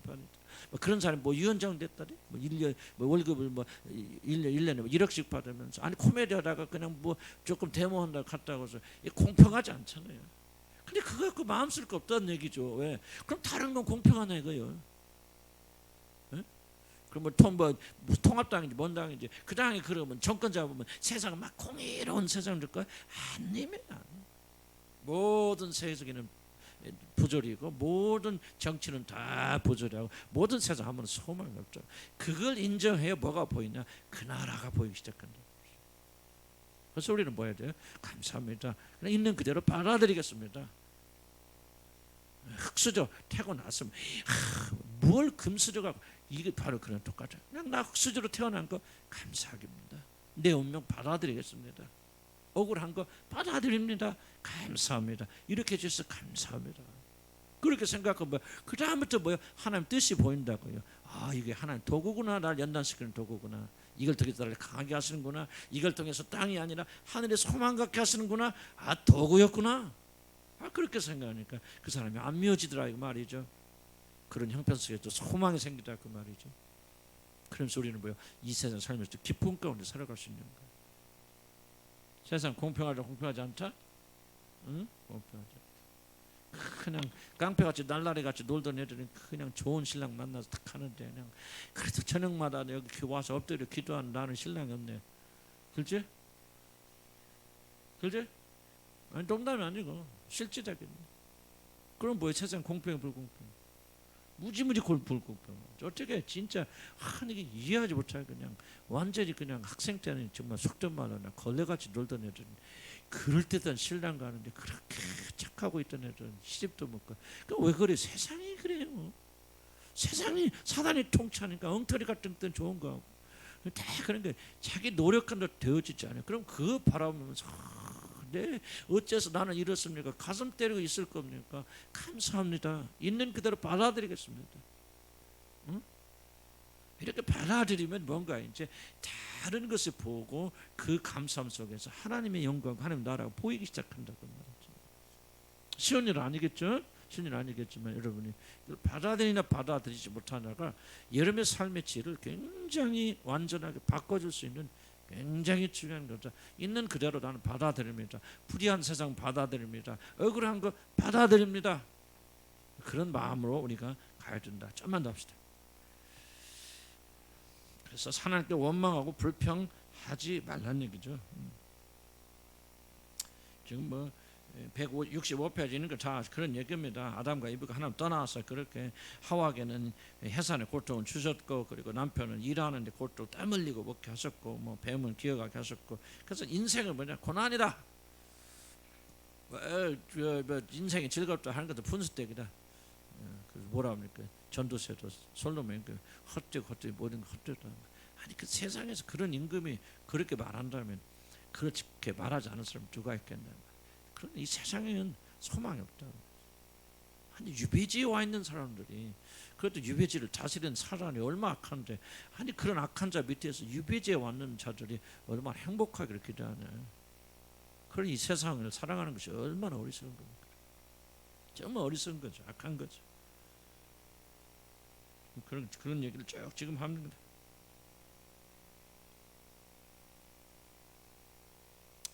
여자들 해산 고통 좀 그렇고.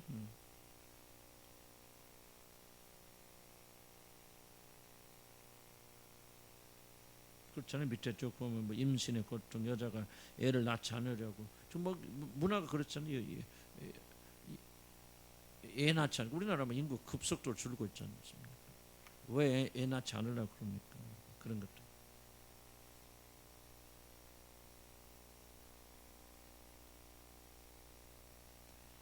좀 이런 얘기는 좀 복잡하고 또 곁길로 나가니까 하여간 불공평한 세상을 좀 공평 받아들여야 된다.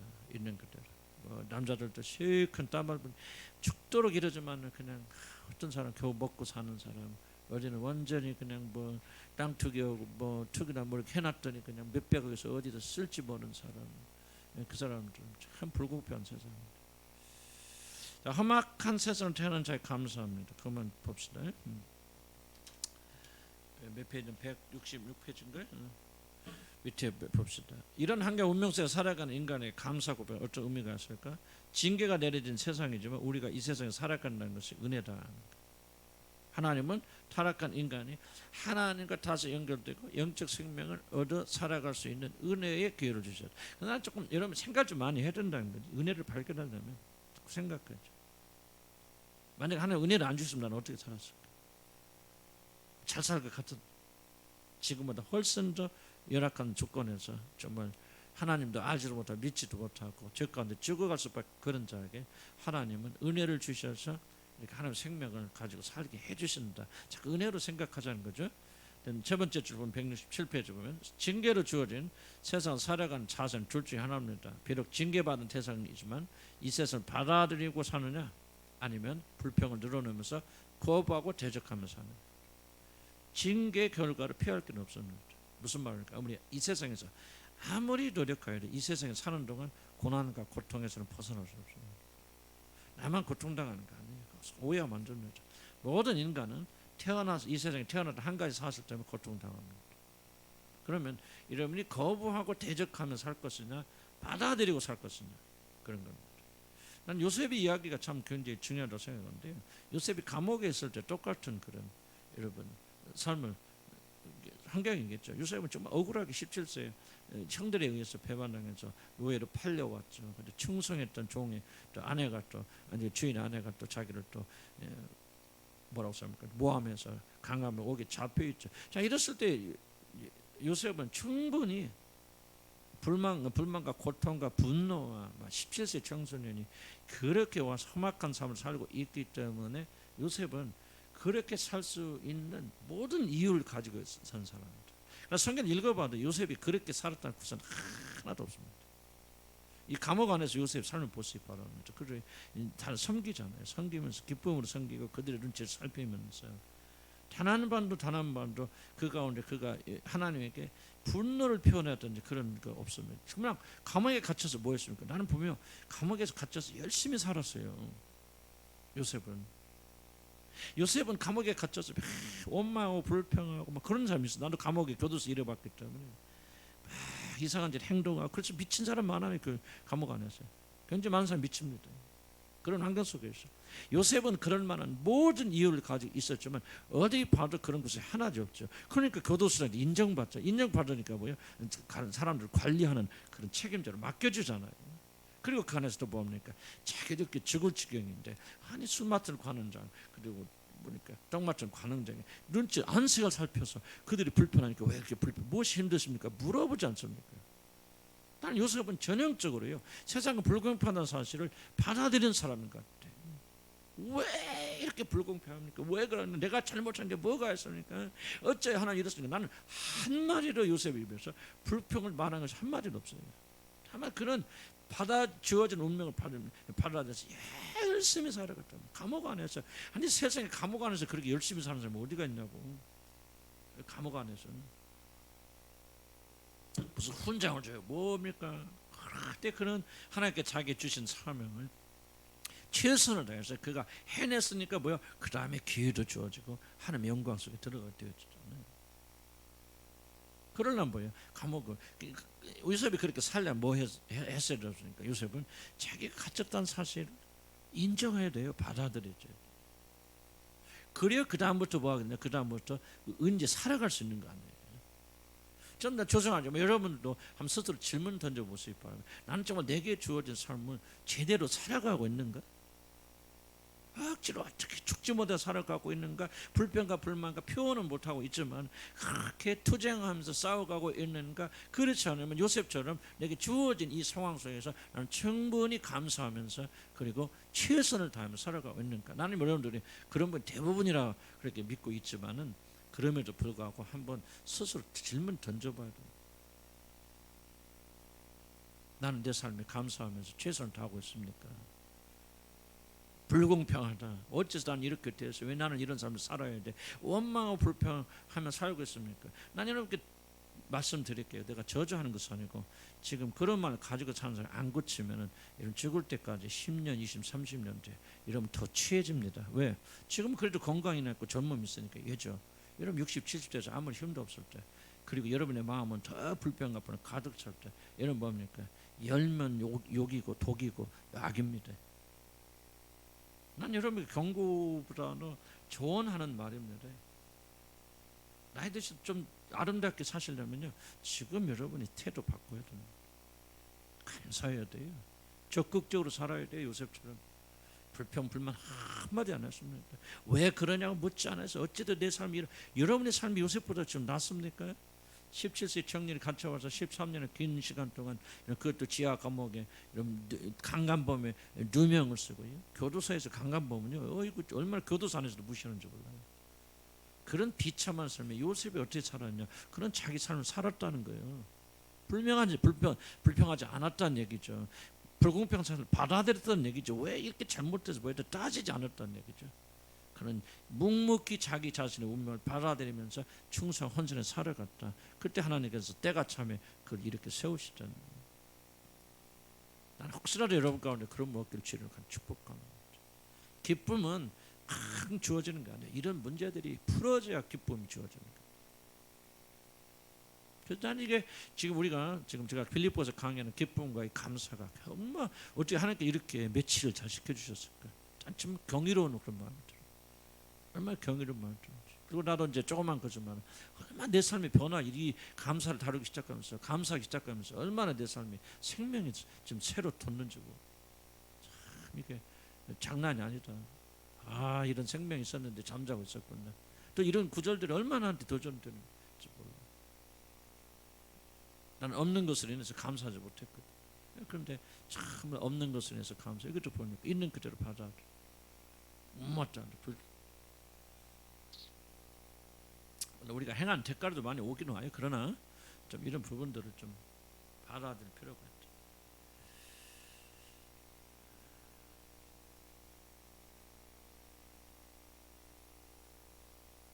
자, 중요한 말이니까 다시 한번 강조할게요. 징계의 결과를 피할 길이 있다고 해서 없다고 했습니다.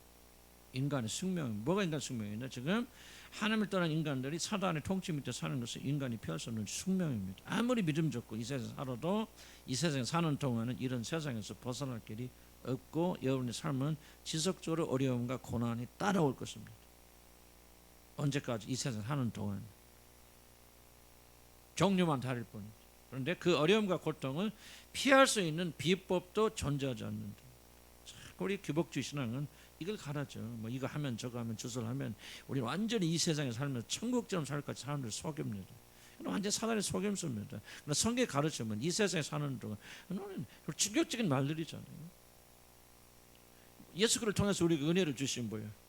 빌립보서에 은혜를 주시면 다만 그를 믿을 뿐만 아니라 고난도 받게 하렸습니다. 그리스도인들에게 고난을 받게 하신다는 거예요. 그래서 우리가 은혜를 주시는 거예요. 그다음 사도행전 뭐라 하면 너희가 천국에 들어가 하나님에 들어가려면 고난을 많이 받아야 하는 일. 이게 정말 이게 그렇다고 우리가 고난을 피할 수 있다는 거 없다는 게 없다는. 거기다가 지금 우리는 좋은 동네 살아요, 나쁜 동네 살아요? 나쁜 동네 살죠. 그 주인, 그 동네 주인이 누구예요? 사단이죠. 그런데 그 주인 동네가 그 주인이 우리 이뻐해 미워요?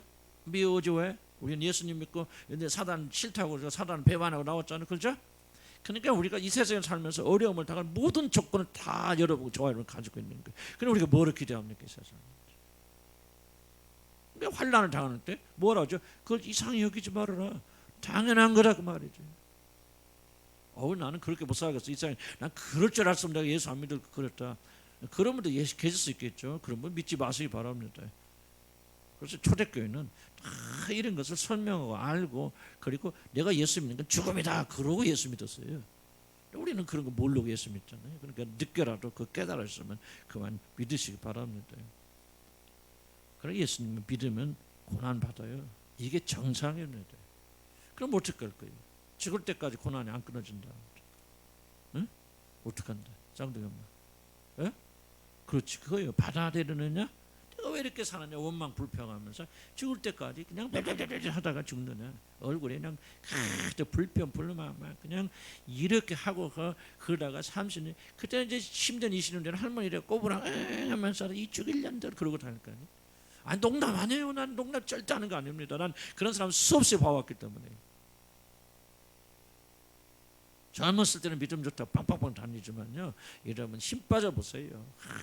그냥 원망과 불평과 그냥 짜증과 안 그럴 것 같죠 여러분. 고쳐야 돼. 지금 우리가 이 생활을 듣고 완전히 감사.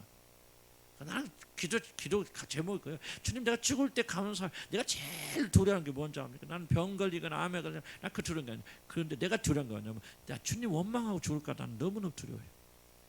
내가 죽을 때 그 영광이 주님 품에 안길 때 영광스럽게 들어가는데 막 내가 암 환자들 많이 봤거든. 그런 것도 원망하고 막 하나님 저주하면서 가는 사람이 있어요. 하나님 저주하면서 나는 그런 삶 살겠죠. 그래서 뭐 어떻게 하려? 내 멋대로 살다가 죽을 때도 딱 변할까요? 안 돼. 지금부터 습관 바꿔야 돼. 감사하죠. 왜? 사실 우리 눈이 안 열려서 그러죠. 모든 게 감사한 거잖아요. 잘 돼서 감사, 안 돼서 감사. 안 되니까 우리 또 주님 찾게 되고 주님 의지하게 되고 많아서 또 감사하냐 모자라니까 또 감사하잖아요. 돈 있고 막 걱정 근심 여러분 여기 주님 찾아 믿어 다니고 지금도 어디 놀러 다니고 난리 피고 지금 집 보러 다니고 난리 피고 다니겠죠. 그러니까 있어서 감사, 없어서 감사. 아멘. 습관이에요. 하다 보면요 진짜 어려울 때 뭐가 나와? 습관에 따라서 감사가 나와버리는 거예요. 감사가 나오는 거예요. 지금 아니면 안 돼요. 그래서 이거 책을 공부할 때 내가 또 다른 책에서 또 하려고 그래. 막 감사가 그냥 건드려도 감사합니다. 막 때리면 감사합니다. 막 이렇게 들 정도가 저와도 좀 되어야 되겠다. 그러면 하나님 은혜가 넘치기 임합니다. 자, 그렇다 해서 험악한 세상을 향한 감사 고백이 뭐죠? 이 부정한 세상을 받아들이겠다. 뭐 하겠다? 받아들이겠다. 더불어 지내면서 살아겠다는 포용의 자세입니다. 포용한다고 해서 세상처럼 부정하게 살아겠다는 뜻이 아니라 세상이 옳다는 게 아니죠. 아까 얘기했잖아요. 비판 받아들일 때 난 네가 옳다는 거 아니다. 내가 틀린 거 아니라 그러나 당신의 비판 내가 받아들인다. 그러나 동의하지 않는다. 빠져있는 세상 도리는 수용하겠다. 억울한 세상이다. 그러나 나는 세상처럼 그렇게 부당하게 살지는 않겠다. 세상의 죄를 짓지는 않겠다. 나는 달리 살겠다. 그러나 내가 억울한 일 당해도 그래 나는 견디겠다. 참겠다. 이것이 그런 거라고 받아들이겠다는 거죠. 그럼 이제 그때부터 달라진다. 우리에게는 이 험한 세상을 힘든 세상을 넉넉하게 살아갈 능력이 없죠. 하나님의 준엄한 징계 아래 닥치는 숱한 인생의 문제를 해결할 능력도 부족합니다. 하지만 이 어려운 세상을 담대하게 받아들이는 마음의 자세를 가질 수 있다. 자, 우리 어려운 일을 당할 때 여러분을 결박하는 게 무엇이 여러분을 결박합니까? 어떤 어려움을 문제 부딪혔을 때 무엇이 여러분은 꼼짝 못하게 묶습니까? 무엇이 여러분을 꼼짝 못하게 묶죠? 어떤 어려움을 겪었다, 사고를 만났다 그럴 때 무엇이 여러분을 완전히 결박합니까? 결박하는 게 뭐죠? 두려움이에요. 두려움이 여러분을 결박합니다. 두려움이 여러분을 아무것도 못하게 만들어요. 근데 여러분이 이 부유한 세상 그래 받아들이자. 그 정상이야. 고난은 누구나 당하는 거지. 그래 이거는 내 삶의 일부분이야 하고 받아들이면 뭐가 사라질까요? 두려움이 사라집니다. 네, 놀라운 힘입니다. 감사는. 그럼 두려움이 사라지면 뭐가 일어나죠? 용기가 생깁니다. 할 수 있다. 해보자. 싸워보자. 네가 아무리 어려도 나는 주님 안에서 극복할 수 있다. 나는 승리할 수 있다. 뭐가 이 용기가 생겨요. 그런데 두려움이 있을 때는 용기가 절대 안 생깁니다. 두려움을 다뤄야 돼. 두려움을. 그럼 두려움은 어디서부터 나올까? 세상이 다 그렇다는 이걸 인정하지 못하기 때문에 그래요. 세상 불공평한 거야. 그래서 고난 당하는 것은 자연스러운 거야. 하고 받아들이면 두려움이 사라지거든요. 자 보세요. 많은 사람들이 당하는 거다 그러면 왜 안 들어와요? 많은 사람이 당할 때는 많은 사람이 거기서 이기기도 하죠. 승리하기도 하죠. 그리고 승리할 수 있는 방법이 있다고 믿죠. 그런데 두렵잖아요. 그런데 1억 명 중에서 나 혼자 당한다 그랬을 때는 나 혼자의 싸움 같이 생각되니까 두려워지는 거죠. 그러니까 생각만 바꿔도 이건 나 혼자 당하는 거야. 많은 사람이 당해. 근데 많은 사람이 당하면서 이기잖아. 살아가잖아. 나라고 못할 게 뭐가 있어. 믿음의 사람들이 다 앞에 가서 승리했잖아. 그러니까 뭐가 생겨요? 두려움이 사라져. 용기가 생기는 거죠. 근데 이거는 정말 이거 이상한 거야. 이거는 뭐가 일어나서는 안 될 일이 나한테 일어나서 하고 세상을 불공평한 세상을 받아들이지 않게 되어질 때는 뭐냐면 나 혼자만 남아있는 것이 고립되어지고 나 혼자만 남아있으니까 두려워지고 두려우니까 믿음이 역사하지 못하고 믿음이 역사하지 못하고 하나님 역사하지 못하는 거예요. 그래서 이 세상을 받아들이는 거, 문제를 받아들이는 거. 저 보세요. 이런 말해서 좀 그러네. 우리 은지자매 앞에 은혜받고 앉아 있으니까 나 혼자만 시집 못 가. 많은 믿음을 가진 여자들이 믿음을 지키기 위해서 결혼하지 못하는 사람이 많아.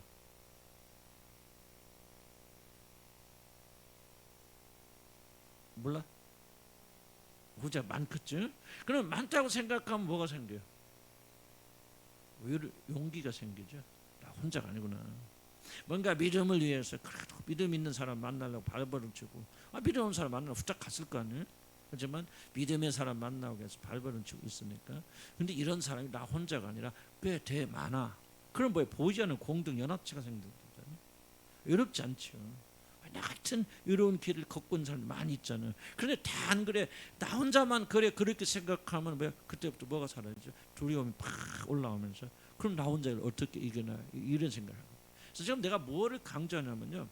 세상은 불공평하다는 사실을 받아들이기만 해도 엄청나게 여러분 두려움에서 해방된다.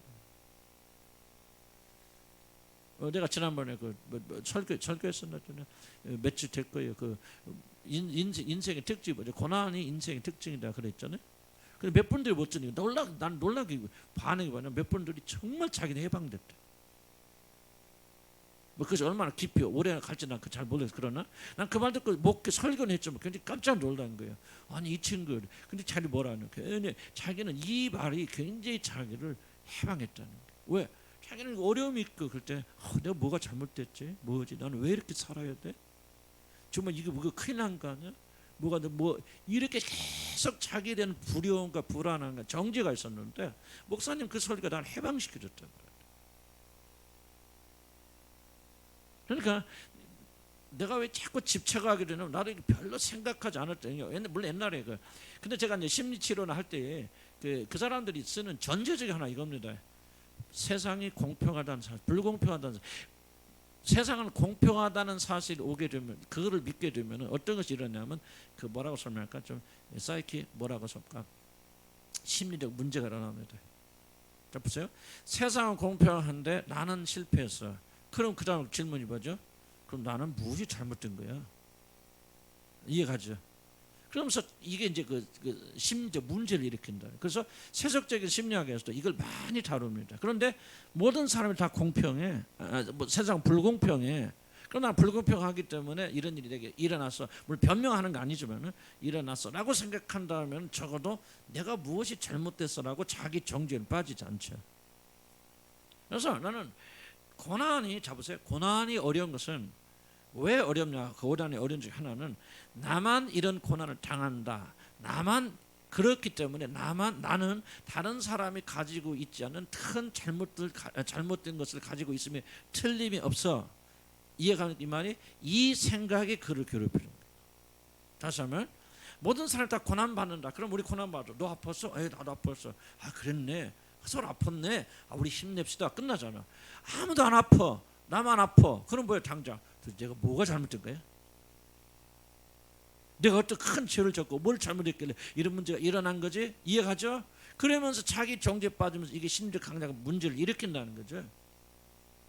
그래서 우리는 성경의 말이 정말 왜 성경은 심리학 이상의 것이냐? 사실 이게 많은 심리학자도 말하거든요. 이런 그 생각의 구조가 그 사람 불안하게 만들고 이 불안한 그 불안이 초조로 만들고 그다음에 앵자이티를 만들고 그다음에 심리적 정신적인 불균형을 만들고 이렇게 만들어 간다는 거죠. 그러나 이 생각을 뒤집어서 세상은 불공평한 거야. 내가 이렇게 사는 것도 크게 내가 잘못된 것이 아니고 세상의 구조 때문에 그래라고 그렇게 생각한다면은 그 사람이 훨씬 더 건강한 삶을 살 수 있다는 거죠. 그래서 우리가 정말 이걸 받아들여. 그래 감사한다는 말이냐면 있는 그대로 받아들여. 무엇이 잘못됐다, 실수했다, 실패했다. 그랬을 때 여러분이 감사합니다. 그냥 받아들이겠습니다. 하면은 그런 생각 가지면은 불공평한 생각이 아니라 그냥 있는 그대로 받아들이게 될 때부터 뭐가 임하기 시작하냐면 우리 가운데 평강이 임하기 시작합니다. 그때부터 문제가 풀어지는 그런 놀라운 축복이 있게 될 것이다. 자, 이해는 가시죠? 무슨 말인가? 말 자체는 그래서 자꾸 뭐라 해야 되냐? 있는 그대로 받아들이겠습니다. 옆집에서 차 사면 뭐라 그래요?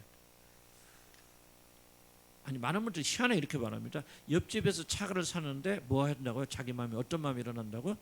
두려움이 일어난대. 미안해. 어떤 두려움이요? 아니 이 사람 다 발전하고 있는데 우리는 지금 거꾸로 후퇴하는 것 같잖아요. 처지는 것 같아요. 그래서 많은 사람들이 뭐 한다고냐? 두렵다는 그런 마음을 가진다는 거죠. 그런데 어쨌든 세상의 불공평한 사실을 인정하고 받아들이기 시작하면 우리 가운데 굉장히 큰 평강이 일어나야 될 것이다. 그러니까 뭐 나는 다른 자세한 얘기보다도 좀 이 두 번째 강의에서는 지속적으로 여러분들이 그 생각을 조금은 집중할 필요가 있다. 감사는 있는 그대로 받아들이는 것이다. 불공평한 세상을 받아들이 인정하는 것이다. 168페이지 넘어가면은 자 감사가 아니면 이 세상을 살면서 분노와 원망, 불평, 저주받기도 할 것이 없다. 무엇을 특별히 잘못해서가 아니라 감사는 그렇다는 거. 하지만 받아들이는 순간 마음 미움과 증오가 누그러지고 원망과 불평이 조금씩 사그라드는 깨달음이 있다는 거죠. 배움도 있다는 거죠. 그래서 고난을 통해서 주의 윤례를 배웠다는 그런 얘기도 쭉 나옵니다. 조금만 남았어. 조금 길어졌네. 제가 미안해. 자, 10분 안에 끝납니다. 자, 부당한 세상 앞에서 무너지지 않습니다. 그렇다고 해서 감사 고백이 하나님의 징계로부터 완전히 벗어나 별천지에 살게 준 것은 아닙니다. 타락으로 말미암아 징계받은 세상에서 우리가 그대로 살아가야 합니다. 이것이 세상 안 변합니다. 주님 나라 들어갈 때까지, 주님 오실 때까지 불순종 때문에 이 세상에 내려진 하나님의 징계 결과는 달라지지 않을 것입니다. 새하늘 새 땅 이루어질 때까지는 이 세상을 피할 수 없습니다. 자, 사람의 인생 모습은 각각 다른, 자, 태어난 환경과 집안이 다르며 주어진 달란트와 체질도 다릅니다. 능력에서도 차이가 나고 흙수저도 있고 금수저도 있다. 자, 이런 다름을 차별로 생각하고 억울한 눈으로 바라본다면 이 세상은 원망과 불평의 대상일 뿐이다. 이게 누구죠? 달란트에 비해서 한 달란트 받은 사람이 일어난 겁니다. 왜 나는 한 달란트 주었습니까? 나는 흙수저입니다. 그러므로 나는 일할 필요가 없습니다. 그런 거죠. 원망과 불평으로. 자, 비교와 계산의 눈으로 보면 이 세상은 결코 감사할 대상이 아니다. 사실 이 세상은 원망하고 불평할 만한 곳이다. 불공평하고 부당한 일이 너무 많습니다. 유전무죄라는 말이 이 세상의 모습을 설명해 줍니다. 하지만 이런 세상을 받아들이지 못한다면 우리는 한순간도 제대로 살 수가 없습니다. 우리는 이 세상을 받아들여야 됩니다. 옳다는 말이 아니고 받아들여야 됩니다. 자, 징계 가운데서도 하나님의 섭리가 있음을 믿어야 됩니다. 이 가운데 하나님의 뜻이 있다는 거죠. 누리며 살아가기만 하는 라고는 이미 존재하지 않습니다. 이미 우리는 예단에서 벗어났기 때문에. 어렵고 힘들고 부당하고 왜곡된 세상에 살아가면서 우리가 보여줘야 할 것이 있습니다. 하나님이 우리에게 기대하신 바가 있습니다. 우리의 변화를 통한 이 세상의 변화입니다. 어쩌다 보면 변화 요구 속에서 하나님의 존재가 증명되는 일입니다. 좀 그랬고, 그 다음 페이지 보고 거기까지 합니다. 받아들이는 것은 감사로 가는 겁니다. 감사할 때 받아들일 수 있는 마음의 문이 열린다는 거죠. 이게 중요한 부분입니다. 감사하면 모든 환경이 다 없어지고 변화되는 것이 아니라는 거죠. 감사하면은 받아들일 수 있는 마음이 열린다는 거죠. 신기하게도 거절하거나 부인하려는 생각이 사라집니다. 그 모든 사건과 상황 속에서 숨겨진 하나님 뜻을 발견하게 되고 받아들입니다. 그다음에 여기 케네스 배 선교사 이야기 나오는데, 이분이 북한에 잡혀가서 이렇게 오랫동안 억류 생활했다. 뭐 거의 죽음 직전에 풀려난 그 한국계 미군인입니다. 여기 보죠. 북한을 15차례 들어가서 북한을 도와줬는데 어느 날 그 설교 간증하다가 그것도 여기 기도 위해서 어떤 그 북한의 가난과 배고픔을 찍은 그 동영상을 상영했다가 북한 체제를 전복한다는 그런 죄를 저질러서 15년에, 그래서 거의 죽다가 살아난 분이죠. 그래서 이제 이 풀려난 뒤에 이제 TV 인터뷰를 했거든요. 어떻게 그렇게 고혹스러운 어려운 그 삶을 살았습니까? 그런데 이분 이런 말, 그때 매일 거울을 보면서 노동교화형을 복으로 생각하며 그렇게 지냈다. 매일 거울 보면서 하나님 감사를 했고, 이건 참 내게 내리신 복이다 그렇게 생각하면서 이걸 지냈다는 거죠. 육체적 고통을 좋아하고 포용할 사람 없지만은 자신의 믿음을 증거할 기회가 되었고, 그리고 북한의 실상을 알리는 기회가 될 것을 복이라고 생각하면서 그는 감사했고, 이렇게 어려운 직경을 경험해서 알려주면서 또 이렇게 해야 되겠다. 그래서 그는 결국은 살아남게 되고 석방되어져서 되었습니다. 미국 분인데, 한국 사람인데 미국 분입니다. 자, 그러니까 이 어려운 환경 속에서 여러분 케네스 배가 됐던, 또 여러분 그 요셉이 됐던 특징이 무엇입니까? 갇혀 있고 어려운 상황이었지만 그는 상황을 부인하려 하지 않았다. 나도 뭐 그런 경험이 있어요. 뭐 무슨 문제가 됐던지가 나도 참 뭐 왜 내가 이러지, 왜 이런 걸 이렇게 해야 돼, 이런 문제에 빠졌어라고 계속 부인하기 위해서 살았을 때, 이때는 갈등이 끊임이 없었고 문제가 전 해결된 거야. 정말 나는 이런 삶을 살면 안 되는데 내가 왜 이런 삶을 살지, 왜 이렇게 어려운 일이 내게 생겼지, 도대체 이게 뭐야, 나는 도대체 뭐야. 그 무슨 말이냐면 지금 내게 이미 일어나고 있는 일들을 부인하기 위해서 내 모든 에너지를 소진하게 되었을 때는 아무 문제도 해결 안 된다. 근데 어때부터 문제 해결됐는가, 내가 뭐 자세히 말씀드려도 내가 뒤돌아보면서 느껴지는 게 뭐냐면, 이걸 내가 있는 대로 받아들이고, 이건 내 삶이고 내 문제다. 받아들이기 시작하는 거죠. 오랜 세월 걸렸어요. 저도 오랜 시간 동안 싸웠어요. 내가 왜 이렇게 살아야 되나, 이런 비참하게 살아야 되나, 뭐 해야 되나, 이게 도대체 뭐야. 계속해서 아니란 것을 부인하고 또 성공을 하든지 뭘 통해서 제가 아니란 것을 보여주기 위해서 수없이 노력해왔어요. 그때 아무런 해결책이 없었지. 오히려 더 수렁으로 빠졌어요. 그러나 어느 날인지 잘 몰랐어요. 하나님께서 이렇게 계속해서 만들어 다듬어 주셨겠죠. 어느 날 이게 내 삶이구나, 이게 나구나. 그러면서 발견한 게 뭐냐면, 그러고 나니까 이게 난데 이렇게 사는 것도 은혜구나, 그걸 깨닫게 되었어요. 나는 이런 삶을 살아서는 안 돼. 난 이렇게 살아야 돼. 이런 사람인데 계속 이런 삶을 부인하면서, 이걸 부인하기 위해서 얼마나 많은 노력을 했고 얼마나 많은 헛짓을 했겠습니까? 갈등은 더 커져나가죠. 그런데 어느 날 이게 바로 나야, 내 문제야 하는 것을 내가 인정하고 받아들이기 시작했어요. 그걸 인정하고 받아들이니까 내 안에 뭐가 생기냐면, 그럼 이렇게 사는 것도 은혜네. 하나님 은혜 안 했으면 나는요 이것보다 훨씬 더 못한 파괴된 삶을 살았겠구나, 그거를 생각이 되어지는 거죠. 그러니까 그때부터 뭐가 나와요? 감사가 나오는 거죠. 그러니까 그때부터 뭐가 보입니까? 이제 뭔가 문제 해결할 수 있는 힘이 생기게 되어지고, 그래서 나는 많은 문제들 그래서 극복하고 해결하게 되죠. 이게 치유라고 말할 수도 있겠고, 뭐 그때 우리 공식화를 할 수 있겠죠. 하나님은 내 안에서 그렇게 역사하셔서 나는 좀 이런 부분들에서 많이 좀 공감할 수 있는 그런 부분들. 여기 무조건 감사합시다 이게 아니고, 감사하는 게 아니고, 나는 이분의 말을 어떻게 말하든 난 이분의 말 자체에 굉장히 공감하는 것은 뭐냐면, 내가 굉장히 오랜 시간 투쟁해 왔기 때문에. 세상은 불공평한 세상이 불공평하다. 나는 장경도 목사 예를 들면 그 사람이나 나는 모를 게 뭐가 있나. 근데 장경도 목사 이렇게 성공하고 같은 동창으로서 이게 뭐야 이게 세상에. 나는 나가 선교사 한다고 그렇게 모든 걸 다 내버리고 말이지, 이런 식으로. 그런데 그게 아니다. 받아줘. 그 사람은 그 사람이고 나는 이거야. 받아들이니까 뭐가 생기냐. 이렇게 사는 것도 하나님의 은혜구나. 하나님이 구해주셨구나. 하나님이 부어주셨구나. 하나님의 은혜를 주셨구나. 그렇게 생각하니까 뭐야. 그때부터 이제 뭐가 용기가 생겨 희한하게. 그리고 이제 여기서부터 시작하고. 자 보세요.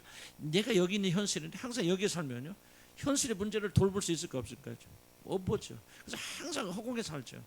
여기 문제는 하나도 안 돌보니까 하나도 안 풀어진다 그 말. 근데 이걸 보고 이걸 내려와서 이게 내 문제 하니까 뭐야, 현실이지 이게.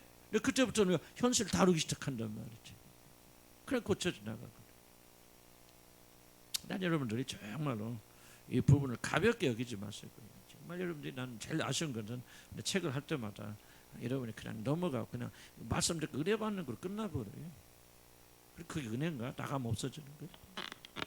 여기서 다 이해하지 못해도 이걸 붙들어야 돼요. 그러니까 나는 계속 감사하는 거예요. 또 생각하는 거예요. 기도할 때마다 또 감사하고 뭐하고, 이게 그렇구나. 오늘 또 나도 여러분 가르치면서 굉장히 내가 집착하는 이유는 뭐냐면, 이게 나한테 이 가르치는 순간 깨달음을 가져다 주는 거예요. 이거였구나, 이거구나. 이게 이렇게 중요한 거구나. 불공평한 세상을 받아들인다 하는 것이 얼마나 중요한가. 내가 이거 가르치면서 뒤돌아보니까 내가 이 과거에 이렇게 살았구나 게 보이는 거예요.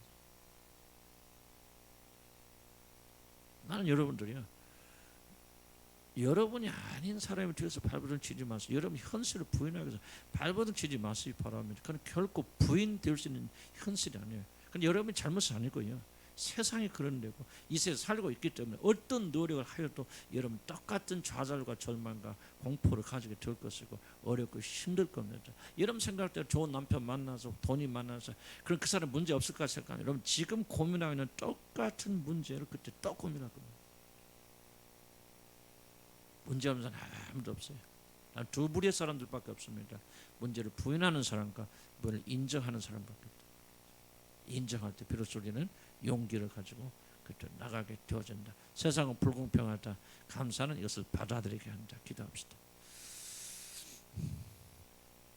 하나님, 저들이 감사와 그리고 우리 영의 생각을 깊이 한번 생각해 봅니다. 정말 저도 잘 설명하지 못하는 부분들이 많고 이해하지 못하는 부분도 많이 있지만, 이건 참 굉장히 중요한 주제다 하는 것은 분명합니다. 감사란 게 이런 거구나. 저는 뭐가 생긴 것만 감사했고 무엇이 있는 것만 감사했는데, 정말 세상을 있는 그대로 받아들인 것도 굉장히 큰 감사다라고 생각해 볼 때 굉장히 새로운 도전을 저는 받습니다. 그렇구나. 많은 생각들이 이 세상은 불공평한 세상인데 불공평한 세상을 받아들이지 못하고 그러니까 공평한 세상처럼 그렇게 살아왔기 때문에 억울하고 분노하고 그런 건데 정말 오늘부터라도 이 세상은 불공평한 곳이니까 있는 그대로 받아들이고 모든 소망을 하나님 나라에 두는 죄를 저도록 도우시고 축복해 주시옵소서. 예수 이름으로 기도합니다. 화장실 있는 조용히 다녀오세요.